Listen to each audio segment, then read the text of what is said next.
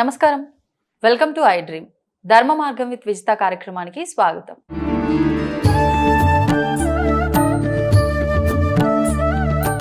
ప్రస్తుతం మనతో పాటు ఉన్నారు క్రియాయోగి చిద్గురు గీత ఫౌండేషన్ వ్యవస్థాపకులు భార్గవ శర్మ గారు. వారు గత 15 సంవత్సరాల నుంచి ఈ ఫౌండేషన్ ద్వారా ఎన్నెన్నో వారు రీసెర్చ్ చేసి గీత పైన, అలాగే అసలు ఏంటి భగవద్గీత పైన ఎన్నో అపోహలు, చాలా మందిలో భగవద్గీత అంటే కొన్ని ఇది ఇంతవరకే పరిమితం అనే ఆలోచనలు చాలా ఎక్కువగా ఉంటున్నాయి. మన ప్రస్తుత జనరేషన్కి మన శాస్త్రాలు, ఆచారాల, వ్యవహారాలు, గ్రంథాలు వాటన్నిటినీ అందించలేకపోతున్నాం. ఒక రకంగా వాటిపైన ఉన్న అపోహల ద్వారా అవి ఒక మూఢనమ్మకాలుగా కొట్టిపారేయటం కానివ్వండి, అసలు ఈ వీటిని మనం కనుక ఒకసారి టచ్ చేస్తే ఎన్నో నియమాలు ఉంటాయి, ఇవన్నీ మేము ఎక్కడ ఆచరిస్తామనే భయాలు కానివ్వండి, వీటన్నిటి ద్వారా అన్నిటిని కూడా మనం దూరం పెట్టేస్తున్నాం. అలా పెట్టడం వల్ల మన జీవితం సాఫీగా సాగకుండా, ధర్మంగా వెళ్లకుండా ఎన్నెన్నో అవినీతి పనులు మనం చేయటానికి కూడా ముందుకు వెళ్తున్నారు ఈ తరం జనరేషన్. అలాంటివన్నీ జరగకుండా ఉండాలన్నా, అసలు నిజంగా భగవద్గీతలో ఉన్న సారాన్ని, ఆ ఎసెన్స్ని మనం అర్థం చేసుకోవాలన్నా కూడా మనకు సింప్లిఫై చేసి అసలు ఏంటి గీతలో ఏముంది అనే ఒక విషయాల్ని వారు 15 సంవత్సరాల నుంచి రీసెర్చ్ చేస్తున్నారు. అసలు ఏంటి మరి వారి రీసెర్చ్ ద్వారా వారు ఏం తెలుసుకున్నారు, మనకి ఏం అందించబోతున్నారు, ఇప్పుడు వారితో మాట్లాడి తెలుసుకునే ప్రయత్నం చేద్దాం. నమస్కారం అండి. నమస్కారం. భగవద్గీత పైన చాలా చాలా అపోహలు, మనం అపోహలు మాట్లాడుకుందాం. టాపిక్ మధ్యలో వెళ్తున్నప్పుడు అసలు భగవద్గీత అనంటే ఒక పవిత్రమైన గ్రంథంగా భావిస్తాము. మరి ఆ భగవద్గీత మేనిఫెస్టేషన్ గురించి ఒకసారి మాట్లాడుకుందాం. భగవద్గీతలో 18 అధ్యాయాలు ఉంటాయి. ఈరోజు మనం అందరం మేనిఫెస్టేషన్ అని మాట్లాడుతున్నాం. అవును. కొన్ని వేల సంవత్సరాల క్రితమే మేనిఫెస్టేషన్ గురించి పరిశోధనలు జరిగాయి. ఋషులు ఈ విశ్వ ధర్మాలు ఎలా ఉంటాయి, విశ్వ నియతి ఎలా ఉంటుంది, విశ్వాన్ని అనుసంధానం అవ్వడం ద్వారా సాధకులు ఎటువంటి అత్యున్నతమైనటువంటి స్థాయిలు పొందుతారు, ఇలాంటివన్నీ కూడా శాస్త్రాల్లో, ఉపనిషత్తుల్లో చెప్పేశారు.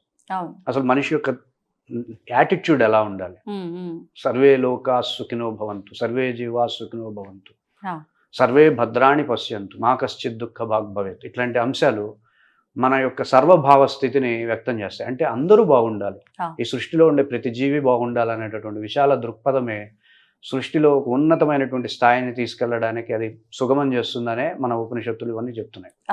ఇవే యూనివర్సల్ లాస్గా ఈరోజు ప్రచారం చేస్తున్నారు. భగవద్గీత అనేది సకల వేద సారం, సర్వవేద సారం, సర్వ ఉపనిషత్ సారం. శ్రీమద్ భగవద్గీతాసు ఉపనిషత్సు బ్రహ్మ విద్యాయాం యోగశాస్త్రే అని అంటున్నాం. అంటే ఏంటి? ఇది బ్రహ్మ విద్య అంటే నిన్ను ఎదగడానికి ఉపయోగపడేది. బ్రహ్మ విద్య అంటే లౌకికంగాను నువ్వు డెవలప్ అవ్వడానికి ఉపయోగపడేది, ఆధ్యాత్మికంగాను నువ్వు డెవలప్ అవ్వడానికి ఉపయోగపడేది, కాబట్టి దాన్ని బ్రహ్మ విద్య అంటాం. యోగశాస్త్రే, యోగశాస్త్రం కూడా, సాధన శాస్త్రం కూడా, సిద్ధి శాస్త్రం కూడా, అనేక సిద్ధులను అందించగలిగేటటువంటి సామర్థ్యం ఉంటే దాన్ని యోగశాస్త్రం అంటాం. సో ఇన్ని రకాలైనటువంటి బిరుదుల్ని పొందినటువంటి ఒక గ్రంథం సృష్టిలో ఒకటి ఉంది అంటే అది మన భగవద్గీత ఒక్కటే. కాకపోతే ఇక్కడ అంశం ఏంటంటే భగవద్గీత లాంటి వజ్రాన్ని మన వాళ్ళు మనకు అందించిన ఆ వజ్రాన్ని మనం ముట్టుకుందామా, వాడుకుందామా, వద్దా, లేదా దాన్ని ఎట్లా భయపడతామో అలా భయపడుతున్నాం, లేదంటే దాన్ని ఎట్లా వాడదాము అంటే చనిపోయిన శవాల దగ్గర పెడదామా, చావు దగ్గర పెట్టేసి ఉపయోగిద్దామా అంటే ఒక రకంగా అది అలా విని ఇంక ఇది ఇలానే అని ఫిక్స్ అయిపోయి వినగానే ఒక రకమైన అలజడి, అంటే మరణించిన వారి దగ్గర వినటం అది అలవాటు అయిపోయి ఒక రకమైన అలజడి, కానీ ఇది మన జీవితానికి ఉపయోగపడుతుందనే ఆలోచన అసలు లేదు. ఒకటేంటంటే ఒక ఆడియో, మన వాళ్ళు ఘంటసాల గారి ఆడియో ఉంటుంది. జాతస్య హి ధ్రువో మృత్యు ధ్రువం జన్మ మృతస్య చ తస్మాదపరిహార్యే అర్థే నత్వం సోచితు. అట్లా ఆ విధమైనటువంటి రాగంలో ఆ శ్లోకం ప్లే చేస్తే మనకేమవుతుంది, దుఃఖానికి సంబంధించింది దుఃఖంలో పెడదాం, తెలియకుండానే సాడ్ లోకి వెళ్ళిపోతుంటాం. అదే వీళ్ళు చేసినటువంటి తప్పు. సామాన్యులు తప్పులు చేయరు. కానీ ఒక డౌట్, వీళ్ళు తప్పు చేశారో ఒప్పు చేశారో పక్కన పెడితే, ఇప్పుడు బతికున్నంత కాలం విని నీ జీవితాన్ని ఉద్ధరించుకొని లోకానికి ఏదన్నా మంచి చేయాలని ఆయన అంటే అది పక్కన పడేసి చనిపోయిన ఉత్తమ మృతదేహం దగ్గర పెట్టడం వల్ల ఉపయోగం ఏంటండి? అది మనం ఇప్పుడు పామరులు, పండితులు అనే సమాజంలో మనకు ఉంటారు. పండితులు అనేవాళ్ళు ఏది నిర్దేశం చేస్తే పామరులు అనేవాళ్ళు అది ఆచరిస్తారు.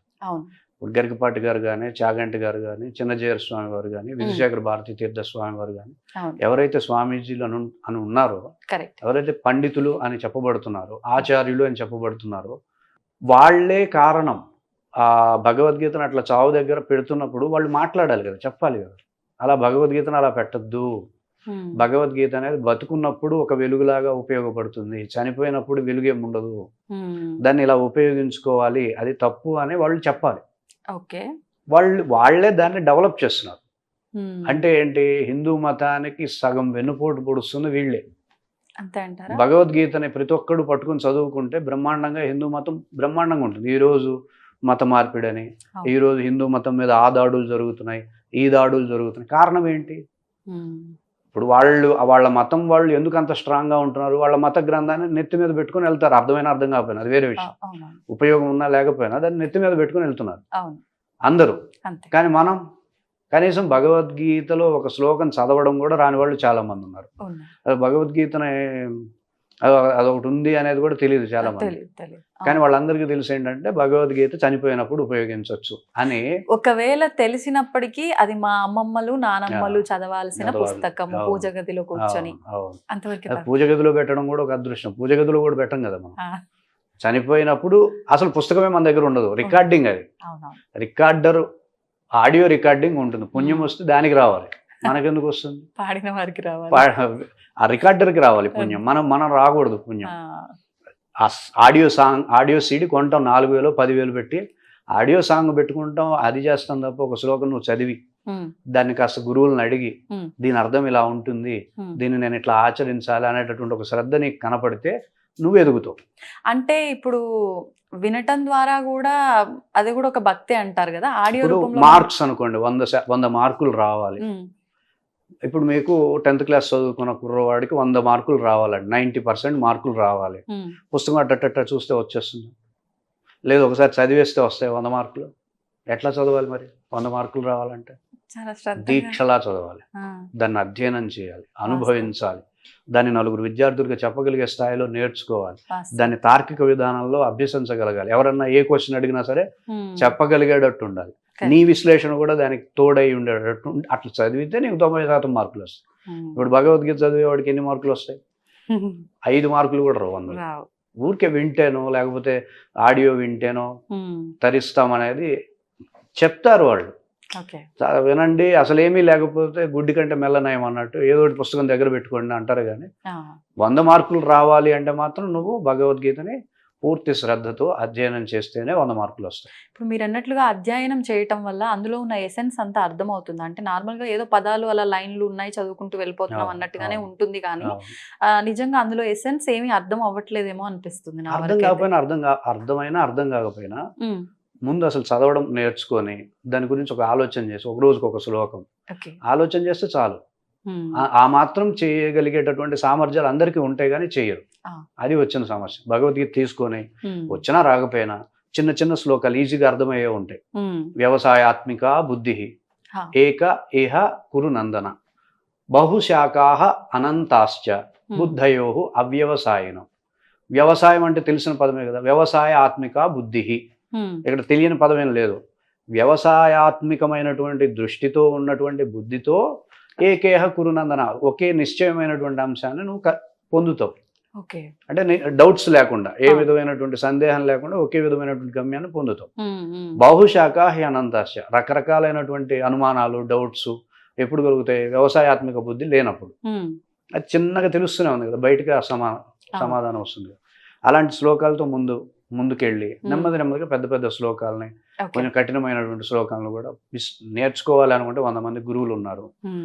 అంతేందుకు ChatGPTని అడిగితే బ్రహ్మాండంగా చెప్తుంది. అది గురువులు అవసరం లేదు. దానికి నేర్చుకోవాలని కూడా 100 మార్గాలు ఉంటాయి. నిజంగా అలా ఒక ఆలోచన నేర్చుకోవాలనే తపన రావటం కూడా ఆయన అనుగ్రహం ఉండాలేమో భగవంతుడిది కదండి, లేదంటారా? అది భగవంతుడు చేయకూడదు, పండితులు చేయాలి. మీరందరూ భగవద్గీత చదవాలి అనే ప్రేరణని మన ఆచారులైనటువంటి వాళ్ళు ప్రేరేపించాలి. వాళ్ళు ఎక్కడ ప్రేరేపిస్తే వాళ్ళ హుండీల్లో డబ్బులు ఆగిపోతాయని చెప్పి వాళ్ళు ప్రేరేపించరు. భగవద్గీత చదివితే ప్రతి ఒక్కరు తెలివిగల్లోడు అవుతాడు. ఏ సోది పడితే ఆ సోది వినడు. ఫస్ట్ అది జరుగుతుంది, జ్ఞానం వచ్చేస్తుంది ముందు. నువ్వేది నాకు చెప్పేది అనే భావం వచ్చేస్తుంది. అంటే భగవంతుడి బోధ కంటే మిగతా వాళ్ళ బోధలేమి పెద్ద సమానం కాదు కదా. అరే నిన్నే నువ్వు పూజించుకో అంటాడు ఆయన. అప్పుడేమైపోయింది, ఉద్ధరేది ఆత్మానం అన్నాడు, నిన్ను నువ్వే డెవలప్ చేసుకోవాలన్నాడు. నువ్వు ఎవరికి 10 రూపాయలు ఇచ్చి ఎవరిని డెవలప్ చేయాల్సిన అవసరంలా నిన్ను నువ్వు డెవలప్ చేసుకో అని ఉంటుంది భగవద్గీతలో. ఇప్పుడు ఆ విధమైన బోధ చెప్పారు అనుకోండి స్వామీజీలు, మఠాల ఆశ్రమాలు ఖాళీ చేయాల్సి వస్తుంది. సో వాళ్ళ భయాలు వాళ్ళకు ఉంటాయి. సో కానీ భగవద్గీత అందించాలి, అందించకపోతే ఒక్క కూల, అందిస్తే ఒక బాధ. అందుకని ఏం చేశారు, దీన్ని ఒక చావు గీతంలాగా ఒక చచ్చిపోయిన ఒక చోట పెట్టేటట్టుగా మనకు భగవద్గీత భగవద్గీత ఉన్నదా లేదా అన్నటువంటి ఒక మిథ్యలో భగవద్గీతను ప్రచారం చేస్తున్నారు మన వాళ్ళు. చూడడానికి భగవద్గీతను బ్రహ్మాండంగా ప్రచారం చేస్తున్నాం, సంఘాలు ఇవన్నీ ఉంటాయి, ఎవరికి భగవద్గీత రాదు. అంతే కదా, రియాలిటీ చూడండి. భగవద్గీత ఎవరికి వచ్చు? నేను ఒక శ్లోకం అడుగుతా, సమాధానం చెప్పమనండి. ధర్మక్షేత్రే కురుక్షేత్రే సమవేత యుత్సవ మామక పాండవాశ్చైవ కిమ కురువత సంజయ్, మొదటి శ్లోకం. ధర్మక్షేత్రే కురుక్షేత్రే అని 2 సార్లు ఎందుకు అన్నాడు అంటే చెప్పరు. ఎందుకన్నారండి? కిమ కురువత సంజయ్ అన్నాడు. కురుక్షేత్రంలో ధర్మక్షేత్రంలో ఏం చేస్తారు? కిమ కురువత సంజయ్ అంటే ఏం చేసిరు సంజయ్ అని. ధర్మక్షేత్రం ఆ కురుక్షేత్రంలో ఏం చేస్తారు? యుద్ధం చేస్తారు. మరి ఇంకేం చేస్తారు? ప్రత్యేకించి ఏం చేయరు కదా, యుద్ధమే చేస్తారు కదా. అప్పుడు ఎందుకు ఏం చేశారు సంజయ్ అని ఎందుకు ప్రత్యేకించి అడిగాడు అంటే సమాధానం ఉండదు. ఇది కదా, ఇట్లా ప్రశ్నలు వేస్తే సమాధానం చెప్తే కదా. ఏం చేశారు అని ఎందుకు అడుగుతారు? చేయాల్సింది యుద్ధమే చేస్తారు కదా. ఇప్పుడు వంటగదిలో వంటే చేస్తారు, ప్రత్యేకించి వంటగదిలో ఏమి చేశారు మిత్రమా అని అడగరు కదా. అది అడిగారు అక్కడ శ్లోకంలో. కిమ కురువత సంజయ్ అంటే ఏమి చేశారు సంజయ్ అని అడుగుతున్నాడు ధృతరాష్ట్రుడు సంజయుడిని. కురుక్షేత్రంలో జరుగుతుందని తెలుసు అని క్లారిటీ ఫస్ట్ పాదంలో చెప్పాడు. సమవేత యుత్సవ వాళ్ళందరూ కలిసి యుద్ధం చేసుకోవడానికే దిగారు అని కూడా చెప్పాడు. నా వాళ్ళు పాండవులు ఇంకేం చేశారని మళ్ళీ ఎందుకు అడిగాడు? అది బ్రెయిన్ అంటే. అది సమాధానం చెప్పమనండి, ఎవరు చెప్పరు. చెప్పమనండి దమ్ముంటే. మళ్ళీ వాళ్ళకి ఇంకో ప్రశ్న ఇద్దాం కానీ ఇప్పుడు దీనికి ఇక్కడ మీరు రివీల్ చేయండి, ఆన్సర్ చేయండి. చెప్పమనండి వాళ్ళని. అంటే మాకు భగవద్గీత వచ్చు, భగవద్గీత ప్రచారం చేస్తున్నాం అంటున్నారు కాబట్టి చెప్పమనండి, సమాధానం చెప్పమనండి. స్వామీజీనైనా చెప్పమనండి, ఎవరినైనా చెప్పమనండి. నేను సవాల్ విసురుతున్నా, చెప్పమనండి. ఎవరు చెప్పలేరు. ఏదేదో రాయడం కాదు, ఏది పడితే అది చేయడం కాదు. నాకు కూడా నేను ఇది వేరే చోట అడిగినప్పుడు కూడా ఏవేవో రాసేసి కింద వేసి మేము సమాధానాలు చెప్పేసాం అట్లా కాదు. లాజిక్కి చెప్పాలి, లాజికల్గా చెప్పాలి. ఏది పడితే అది చెప్పేసేసి నేను చెప్పేసా అనడం కాదు, ఆ లాజిక్ సెట్ అవ్వాలి. ఇప్పుడు ఇది మీ రీసెర్చ్ లో మీరు తెలుసుకున్నదా, మీకు డౌట్ వచ్చిందా, లేకపోతే ఏంటి? ఇప్పుడు మేము రీసెర్చ్ చేసాం కాబట్టి ఈ శ్లోకానికి ఎవడు సమాధానం చెప్పలేరు అని నాకు తెలుసు కాబట్టి అడిగాను. మనకు ఒక కాన్ఫిడెన్స్ ఉంటుంది కదా మనం రీసెర్చ్ చేసిన తర్వాత. దీనికి గ్యారంటీగా ఎవరు సమాధానం చెప్పలేరు. మనకి మామూలుగానే వ్యాస ఘట్టాలు పయః పాశ్యామి తే కృష్ణ గోమయం నతు గోమయం తేనయే నాగ్నివర్ణేన గోమయం నతు గోమయం. ఆ శ్లోకానికి అర్థం ఎవరు చెప్పలేరు. ఎందుకు? భారతంలో వ్యాసుల వారికి వినాయకుల వారికి ఒక కండిషన్ ఉంటుంది. నేను గంటలు లేపితే నేను రాయనని ఈయన అంటాడు, నువ్వు అర్థం చేసుకోకుండా రాస్తే నేను ఒప్పుకోనని చెప్పి ఈయన ఒక కండిషన్ పెట్టాడు. దాంతో ఈయనకు వేరే శ్లోకాలు స్ఫురించాల్సిన సమయంలో ఏం చేస్తారు, ఒక వ్యాసఘట్టం అని చెప్పి ఒక కఠినమైన శ్లోకం చెప్తారు. దాంతో ఈయన గంట ఏంటా దీని అర్థం నాకు అర్థం కావట్లేదని వినాయకుడు అడుగుతాడు వ్యాసుల వారిని. అప్పుడు ఆయనకి చెప్తూనే వేరే శ్లోకాలను, కొన్ని వందల శ్లోకాలను ఆయన ధారణ చేసేసేసి అలా భారతాన్ని రాయడం జరిగింది. సో వాటిని వ్యాస ఘట్టాలు అంటారు. అవి ఎవరి వల్ల కాదు. దాని అర్థం కొన్ని వందలు ఉండొచ్చు, 1,00,000 శ్లోకాల గ్రంథంలో కొన్ని వేల శ్లోకాలు ఉండొచ్చు వ్యాస ఘట్టాలు. అట్లా భగవద్గీతలో కూడా ఒక 30-40 శ్లోకాలు వ్యాస ఘట్టాలు ఉంటాయి. అవి అర్థం కాదు, సమన్వయం చేయడం కుదరదు, కానీ కింద ఏదో రాసేస్తారు అట్లా. ఇప్పుడు అది గీతలో భాగంగానే ఉంటాయా శ్లోకాలు, మళ్ళీ వ్యాసఘట్టాలు అని సపరేట్ గా ఉంటాయా? మొత్తం మహాభారతం అనేది వ్యాసుల వారు రాసినటువంటి గ్రంథం, పంచమ వేదం. అందులో 18 పర్వాలు ఉంటాయి. భీష్మ పర్వంలో భగవద్గీత ఉంటుంది. భగవద్గీత అనేది భారతంలోదే కదా. అందులో వ్యాసఘట్టాలు అందులో కూడా ఉంటాయి, భగవద్గీత బ్రహ్మాండంగా ఉంటాయి. దాన్ని సమన్వయం చేయరు వీళ్ళు. ఏదో అట్లా చెప్పేస్తారు, మాకు అర్థమైందని వీళ్ళు అనుకుంటారు, మేము బాగా చెప్పామని వీళ్ళు అనుకుంటారు. మొత్తానికి భగవద్గీత ఎవరికి రాదు. అంటే మొత్తమే రాని మాలాంటి చిన్ని బుర్రలకు అంతో ఇంత చెప్పిన వాళ్ళు జ్ఞానవంతులే కదండి. అంతో ఇంతో చెప్పడం కాదు కదమ్మా, మనకు ఉపయోగపడాలి, పర్పస్ తెలియాలి కదా. ఇప్పుడు మీరు వంట చేశారు, తినడానికి పనికి రాకుండా చేశారు. నేను వంట చేశానండి, అంతో ఇంతో చేశానండి అంటే ఎట్లా? వంట చేస్తే కడుపు నిండా తినేటట్టు ఉండాలి కదా. మేము చేసామంటే తినడానికి పనికి రాకుండా అంత ఉప్పు కళ్ళు కొట్టేసేసి అంత నూనె ఎక్కువ వేసేసేసి మొహాన్ని కొట్టేశారు అనుకోండి, వంట చేసినట్టే. అవును. ఏం ప్రయోజనం? కానీ ఉపయోగం లేదు. ఏం ప్రయోజనం? హ్మ్. ఇప్పుడు అదే జరుగుతుంది. ఓకే. రాంగ్ రూట్లోకి ఇచ్చేసేసి భగవద్గీత సరిగ్గా ఇన్స్టాల్ చేస్తే బుర్రల్లో మన సమాజంలో ఇప్పుడు జరుగుతున్నటువంటి ఘోరాలు కావచ్చు, అవినీతులు కావచ్చు, ఆధ్యాత్మిక మోసాలు కావచ్చు, అన్నీ కూడా 99% మొత్తం క్లీన్ అవుతాయి. నాది వాగ్దానం, అంటే నాది సవాల్. ఏ రకంగా? భగవద్గీత నేర్చుకుంటే, భగవద్గీత అనేది 18 అధ్యాయాల గ్రంథాల్లో ఎలా అధర్మం జరుగుతుంది, బయట వాడు ఎలా ఆలోచిస్తాడు, వాడి గుణాలు ఎలా ఉంటాయి, వాడి సైకాలజీ ఎలా ఉంటుంది, మనం వాడిని ఎట్లా తిప్పి కొట్టాలి, ఇవన్నీ ఉంటాయి భగవద్గీతలో. కేవలం ఆధ్యాత్మికతే ఉండదు, భగవంతుడి గురించే ఉండదు. గుణత్రయ విభాగ యోగం అంటారు. అంటే ఏంటి? ఇప్పుడు ఆయనదొక గుణం, ఈయనదొక గుణం, మీదొక గుణం, మీ గుణాన్ని ఎలా హ్యాండిల్ చేయాలి, ఆయన గుణాన్ని ఎలా హ్యాండిల్ చేయాలి, ఆ గుణం వాళ్ళ ఆలోచనలు ఎలా ఉంటాయి, వాళ్ళ ఆహార పదార్థాలు ఎలా ఉంటాయి, వ్యవహార స్థితులు ఎలా ఉంటాయి, మొత్తం ఉంటాయి. అన్నీ ఉంటాయి. సైకాలజీ మొత్తం ఉంటుంది. నేను ఒక 7-8 years బ్యాక్ నేను ఈ గుణత్రయ విభాగ యోగం మీదే సెషన్స్ ఇస్తున్నా స్టూడెంట్స్కి. అక్కడ ఒక కేసీఆర్ స్థాయి వాళ్ళ దగ్గర సలహాగా ఉండేటటువంటి శాఖలో పనిచేస్తుంటారు, ఆవిడ జాయిన్ అయింది.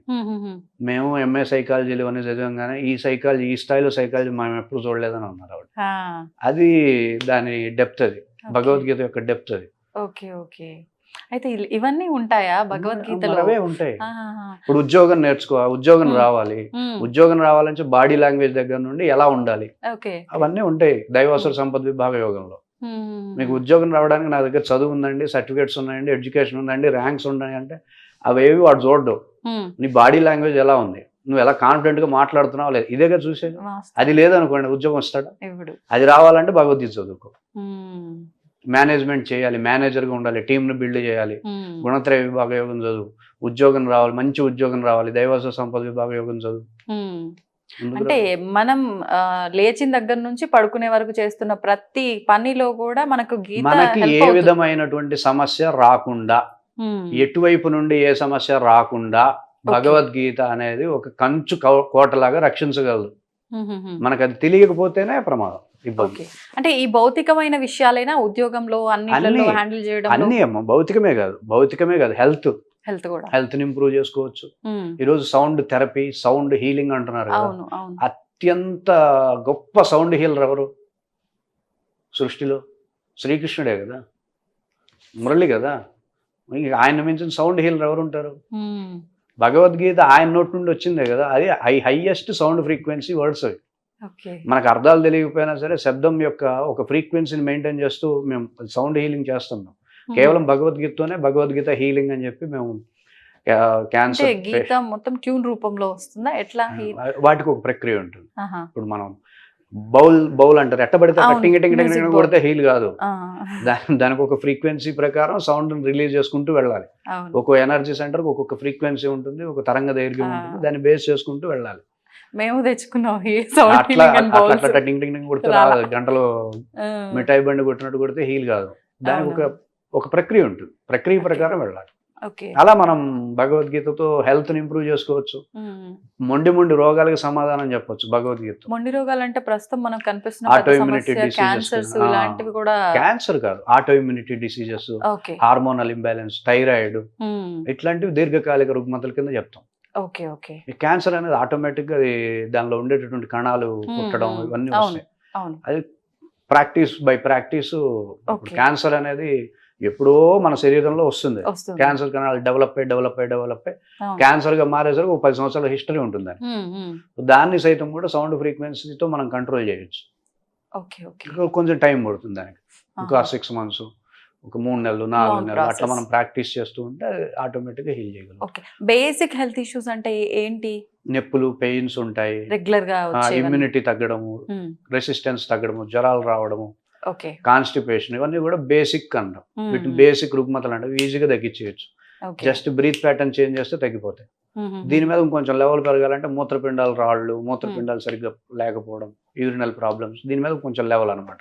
దాన్ని కూడా మనం సౌండ్ ఫ్రీక్వెన్సీతో తగ్గించవచ్చు. ఇంకొంచెం పైకి వెళ్తే BP, sugar, acidity, gastric troubles ఇట్లాంటివి వస్తాయి. ఓకే. అజీర్ణం ఇట్లాంటి అవును, సమస్యలు వస్తాయి. అవును. దీని మీద కొంచెం లెవెల్ అనమాట. హ్మ్. ఇంకా దీని మీద కొంచెం లెవెల్ వస్తే గుండె జబ్బులు, హ్మ్. శ్వాసకు సంబంధించిన సమస్యలు ఇట్లాంటివి వస్తాయి. ఇంకా దీని మీద కొంచెం లెవెల్కి వెళ్తే థైరాయిడ్, ఆటోఇమ్యూనిటీ డిసీజెస్, హ్మ్. దీర్ఘకాలిక ప్రాబ్లమ్స్ వస్తాయి. ఇంకా దాని మీదకి వెళ్తే బ్రెయిన్ న్యూరాన్స్ దెబ్బతినడం, ఓకే. ఓకే. సెల్స్ దెబ్బతినడం, ఇట్లా కేటగిరీ వైజ్గా ఒక్కొక్కటి హ్మ్. రుగ్మతల యొక్క స్థాయి పెరుగుతుంది. దాని ప్రకారం మనం దాన్ని అంచనా వేసేసి కరెక్ట్గా మనం హ్యాండిల్ చేస్తే ఆటోమేటిక్గా దొరుకుతాయి.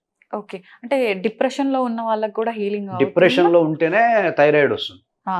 డిప్రెషన్ యొక్క రిఫ్లెక్షనే థైరాయిడ్, ఆటోఇమ్యూనిటీ డిసీజెస్. హ్మ్. హ్మ్. సో, ఆ డిప్రెషన్‌ని మనం కంట్రోల్ చేయాలి. అసలు కారణ స్థాయిలోనే మనం భగవద్గీతతో తగ్గించేసేసుకోవచ్చు. ఓకే. అంటే దానికి సెపరేట్ ప్రాక్టీస్ ఏమన్నా ఉండాలా? లేకపోతే ఎవరికి వారు అట్లా అట్లా ఏమన్నా కాదు. చదువుతుంటే, ఇప్పుడు వింటుంటే? అట్లా కాదు కదా! ఇది హ్మ్. ఒక ప్రక్రియ. ఓకే. ఇప్పుడు మీరు ఇంటర్వ్యూ చేయాలి అంటే దానికి ఒక ప్రక్రియ ఉంటుంది కదా! ఆ! స్టార్టింగ్ ఏంటి? ఎట్లా ప్రిపేర్ చేస్తాం కదా మనం. హ్మ్. హ్మ్. అలాగే దానికి కూడా ఒక ప్రిపరేషన్ ఉంటుంది. ఓకే. హీలింగ్ అంటే ఆషామాషి కాదు. వాళ్ళ ఎనర్జీస్ అనలైజ్ చేయాలి. హ్మ్. ఎనర్జీ స్పష్టంగా తెలియాలి. హ్మ్. ఆరా ఎట్లా ఉందో అర్థం చేసుకోవాలి. ఇవన్నీ సమాచారం తీసుకున్న తర్వాత ఓకే. మనం గైడ్ చేస్తాం. అంటే సెపరేట్ మీరు మీ ఫౌండేషన్ ద్వారా ఇలాంటివి చేస్తున్నారా? 15 సంవత్సరాలుగా అదే వర్క్ 15 మాది. ఇయర్స్ నుంచి హ్మ్. రీసెర్చ్‌తో హ్మ్. పాటు ఇలాంటివన్నీ కూడా ట్రీట్మెంట్స్ ఒక రకంగా. సైమల్టేనియస్‌గా ట్రీట్మెంట్ కాదు. హ్మ్. హీలింగ్ అంటాం. హీలింగ్. హీలింగ్ అంటే ఏంటంటే వేరే పదార్థం మీద, హ్మ్. వేరే వ్యవస్థ మీద, అసలు వేరే దాని మీద ఆధారపడకుండా ఓకే. మన శరీరమే దానంతట అది ట్యూన్ రక్షించుకోగలదు. చేసుకోవడం. హ్మ్. ఇమ్యూనిటీ దానికి మనం కోఆపరేట్ చేస్తాం. ఓకే. ఓకే. సపోర్టింగ్ వేలో హ్మ్. మనం కొన్ని సాధనలు చేసినప్పుడు దాని ఇమ్యూనిటీ ఆటోమేటిక్‌గా డెవలప్ అవుతుంది. ఓకే. ఇప్పుడు థైరాయిడ్ అన్నారు. అది ఎంత కాలంలో క్యూర్ అంటే కంట్రోల్‌లోకి వస్తుందా? క్యూర్ అయిపోతుందా థైరాయిడ్ కంప్లీట్‌గా? కంట్రోల్‌లోకి రావడమే. థైరాయిడ్ అనేది ఒక గ్లాండ్. అవును. అది ఎక్కువగా పనిచేస్తే హైపర్ అంటాం, అవును. తక్కువ పనిచేస్తే హైపో హ్మ్. ఇట్లా అంటాం గదా! అవును. అది ఎందుకు అట్లా పనిచేస్తుంది? హ్మ్. అది ఎందుకు అట్లా తయారవుతుంది థైరాయిడ్? చెప్పండి. డాక్టర్స్‌ని అడగండి. హ్మ్. వాళ్ళేం చెప్పరు. థైరాయిడ్ అయ్యా దీనికి మందు ఇది ఏసుకో లేదా హైపర్ అయితే ఇలా వాడు, వాడు అంటారు. అంతే కారణం డోస్. చెప్పాలి గదా! హ్మ్. సాధారణంగా స్త్రీలకి, పురుషులకి కొన్ని గ్లాండ్స్ స్త్రీలకి బాగా పనిచేస్తాయి. కొన్ని పురుషులకు పనిచేయవు. మగవాళ్ళకి గుండె బాగా పనిచేస్తుంది. ఓకే. ఆడవాళ్ళకి ఇవి బాగా పనిచేస్తాయి. థైరాయిడ్ ఈ గ్లాండ్స్ బాగా పనిచేస్తాయి. హ్మ్. సో, అందుకే ఎక్కువగా పనిచేసేది గుండె కాబట్టి మగవాళ్ళకి గుండె జబ్బులు ఎక్కువొస్తాయి. హ్మ్. మగవాళ్ళకి థైరాయిడ్ సమస్యలు చాలా తక్కువ, రేర్. తక్కువ. అవును. నేను నా దీని మీద నా ఎక్స్‌పీరియన్స్ మీద ఎక్కడ ఒక 7, 8 మంది మాత్రమే చూసాను థైరాయిడ్ ప్రాబ్లమ్‌తో మగవాళ్ళు బాధపడడం. హ్మ్. హ్మ్. గుండె జబ్బులతో ఎక్కువ మంది ఉంటారు. హ్మ్. స్త్రీలలో కదిలిస్తే థైరాయిడ్ అంటారు. హ్మ్. ఇంటికొకళ్ళు ఉంటారు థైరాయిడ్ ఉంటారు. పేషెంట్స్. ఉంటారు. అవును. ఎందుకు థైరాయిడ్ వచ్చింది? వాళ్ళ కేస్ స్టడీస్ మేము అనలైజ్ చేస్తాం. ఆ! అంటే ఒక 6 నెలల క్రితం నుండి, ఒక సంవత్సరం క్రితం నుండి మేము అన్నీ తెలుసుకుంటాం గదా! ఓకే. ప్రతి ఒక్కళ్ళు ఒక 6 నెలలు విపరీతమైన డిప్రెషన్‌కెళ్ళి ఉంటారు. హ్మ్. అందరూ. అలా డిప్రెషన్‌కెళ్ళడం వల్ల విపరీతంగా ఒంటరిగా ఎవరితోనూ షేర్ చేసుకోకుండా, హ్మ్. ఆ బాధతో థైరాయిడ్ గ్లాండ్ దెబ్బతినడం అనేది జరుగుతుంది. ఓకే. ఓకే. ఇప్పుడు థైరాయిడ్ వచ్చింది. ఏమవుతుంది ఇప్పుడు? సమస్య అయితే పోలేదు గదా! పోలేదు. ఇప్పుడు థైరాయిడ్ ఓ పెద్ద సమస్య వచ్చింది. ఆ! సో, ఆడవాళ్ళకి థైరాయిడ్ వచ్చేదేంటి? డిప్రెషన్ వల్ల. హుహు. మనం అక్కడ విశుద్ధి అనేటటువంటి ఒక ఎనర్జీ సెంటర్ ఉంటుంది. హ్మ్. అది పూర్తిగా డ్యామేజ్ చేస్తారు వీళ్ళు. ఓకే. సో, విశుద్ధి ఎనర్జీ సెంటర్‌ని ఎనర్గైజ్ చేసేదాకా ఇట్లా ఓ సౌండ్ ఫ్రీక్వెన్సీని మనం డెవలప్ చేసుకొని, మనం దాన్ని ఎనర్గైజ్ చేస్తే ఆటోమేటిక్‌గా రుగ్మతల నుండి బయటపడొచ్చు. ఓకే. ఓకే. సుమారుగా అంటే ఎంత కాలం పడుతుంది? అంటే మనం ఎలా దాన్ని రియాక్ట్ అవ్వగలుగుతున్నాం దానికి అనే దాన్ని ప్రాపర్‌గా బట్టేనా? చేస్తే, ప్రాపర్‌గా వెళ్తే హ్మ్. రోజుల్లో, ఓకే. వారాల్లోనే మనం రిజల్ట్స్ చూడొచ్చు. ఎలా ఉంటుంది అసలు ఆ ప్రాసెస్? ఈ హీలింగ్ ప్రాసెస్ అనేది ఏమన్నా కొంచెం? హీలింగ్ ప్రాసెస్ అంటే ఇదేనమ్మా. సౌండ్ ఫ్రీక్వెన్సీని బేస్ అవును. చేసుకొని మనం మార్నింగ్ టైమ్ మేము గైడ్ చేస్తాము. ఓకే.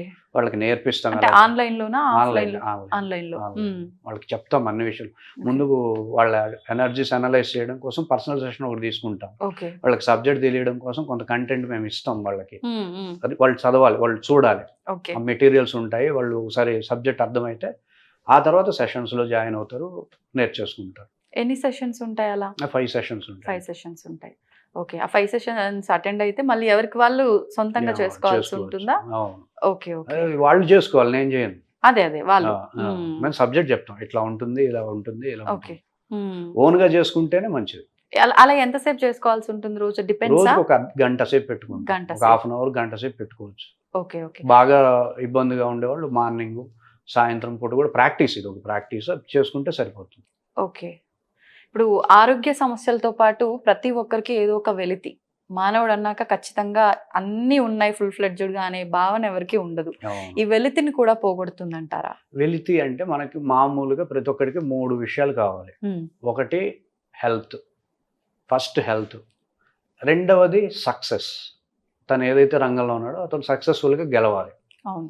మూడవది సంపదలు, డబ్బులు బాగుండాలి. ఉమ్, ఎక్స్టర్నల్గా అయితే మనీ బాగుండాలి, ఉమ్, ఇంటర్నల్గా అయితే సక్సెస్ అవ్వాలి, అవును. పర్సనల్గా అయితే హెల్తీగా ఉండాలి. ఈ మూడే కదా కోరికలు మనిషికి అవునండి. ఉండేది. అవును. 100 కోరికలు ఉండవు. ఉండవు. సో ఈ మూడింట్లో ఎక్కడైనా సరే బలహీనంగా ఉంటే దాన్ని వెల్తీ అంటాం. వెల్తీని ఫేస్ చేస్తూ ఉంటాం. అవును. మనకి భగవద్గీతలో 701 శ్లోకాల్లో చివరిలో ఎత్ర యోగేశ్వర కృష్ణ ఎత్ర పార్థో ధనుర్ధర తత్ర శ్రీహి విజయ భూతి ధ్రువానీతిర్మతిర్మమ్మ అన్నారు. ఎవరైతే నా భగవద్గీతను స్పష్టంగా పట్టుకుంటారో ఉమ్, వాళ్ళకి శ్రేయ అంటే శ్రేయస్సు, విజయ అంటే సక్సెస్, ఉమ్, భూతి అంటే సంపదలు కలుగుతాయి. నాది ఇది వాగ్దానం అన్నట్టుగా చెప్పారు. ఆహాహాహా. నేను ఫస్ట్ భగవద్గీత మీద ఎందుకు రీసెర్చ్ చేశాను, ఏంటండి ప్రేరణ అంటే అదే. భక్తిపూర్వకంగా నేను శ్లోకాలు చదవలేదు. ఏంటి మనకేంటి లాభం అన్నట్టుగానే చదివాం. Okay, okay. మా స్వామివారు చదువు అన్నారు కదా, మొదటి నుండి ఎందుకు చివరిలో పట్టుకుందాం. మామూలుగా బుక్ మొత్తం చదవాలి అనిపిస్తే ఏం చేస్తాం, ఆ, ముందు నుంచి స్టార్ట్ చేస్తాం. చెయ్యం కదా. చివరిది ఏదో ఆ చివరి పేజీ చదివేస్తే బుక్ అంతా అర్థం అవుతుంది కదా. ఓకే. మొత్తం ఇప్పుడు నవల చదవాలనుకోండి, ఆ, మొత్తం చదవరు కదా, చివరి చదివితే అయిపోతుంది కదా, కథ ఓకే, అయిపోతుంది కదా. ఓకే. సో అట్లానే భగవద్గీత మొత్తం ఎక్కడ చదువుతాంలే అని చెప్పి చివరి శ్లోకం చదివాను. ఆ, చివరి శ్లోకం చదివి ఆహనా పెళ్ళంట సినిమా చూసారా? ఆహనా పెళ్ళంట అని చెప్పి రాజేంద్ర ప్రసాద్ సినిమా ఉంటుంది, చూడు. కోటా శ్రీనివాసరావు. ఓకే. వాడు పీనాసుడు అనమాట. ఆహా. వాడికి ఏదైనా ఐడియా వచ్చింది అనుకోండి, డబ్బుల శబ్దం వినపడుతూ ఉంటుంది.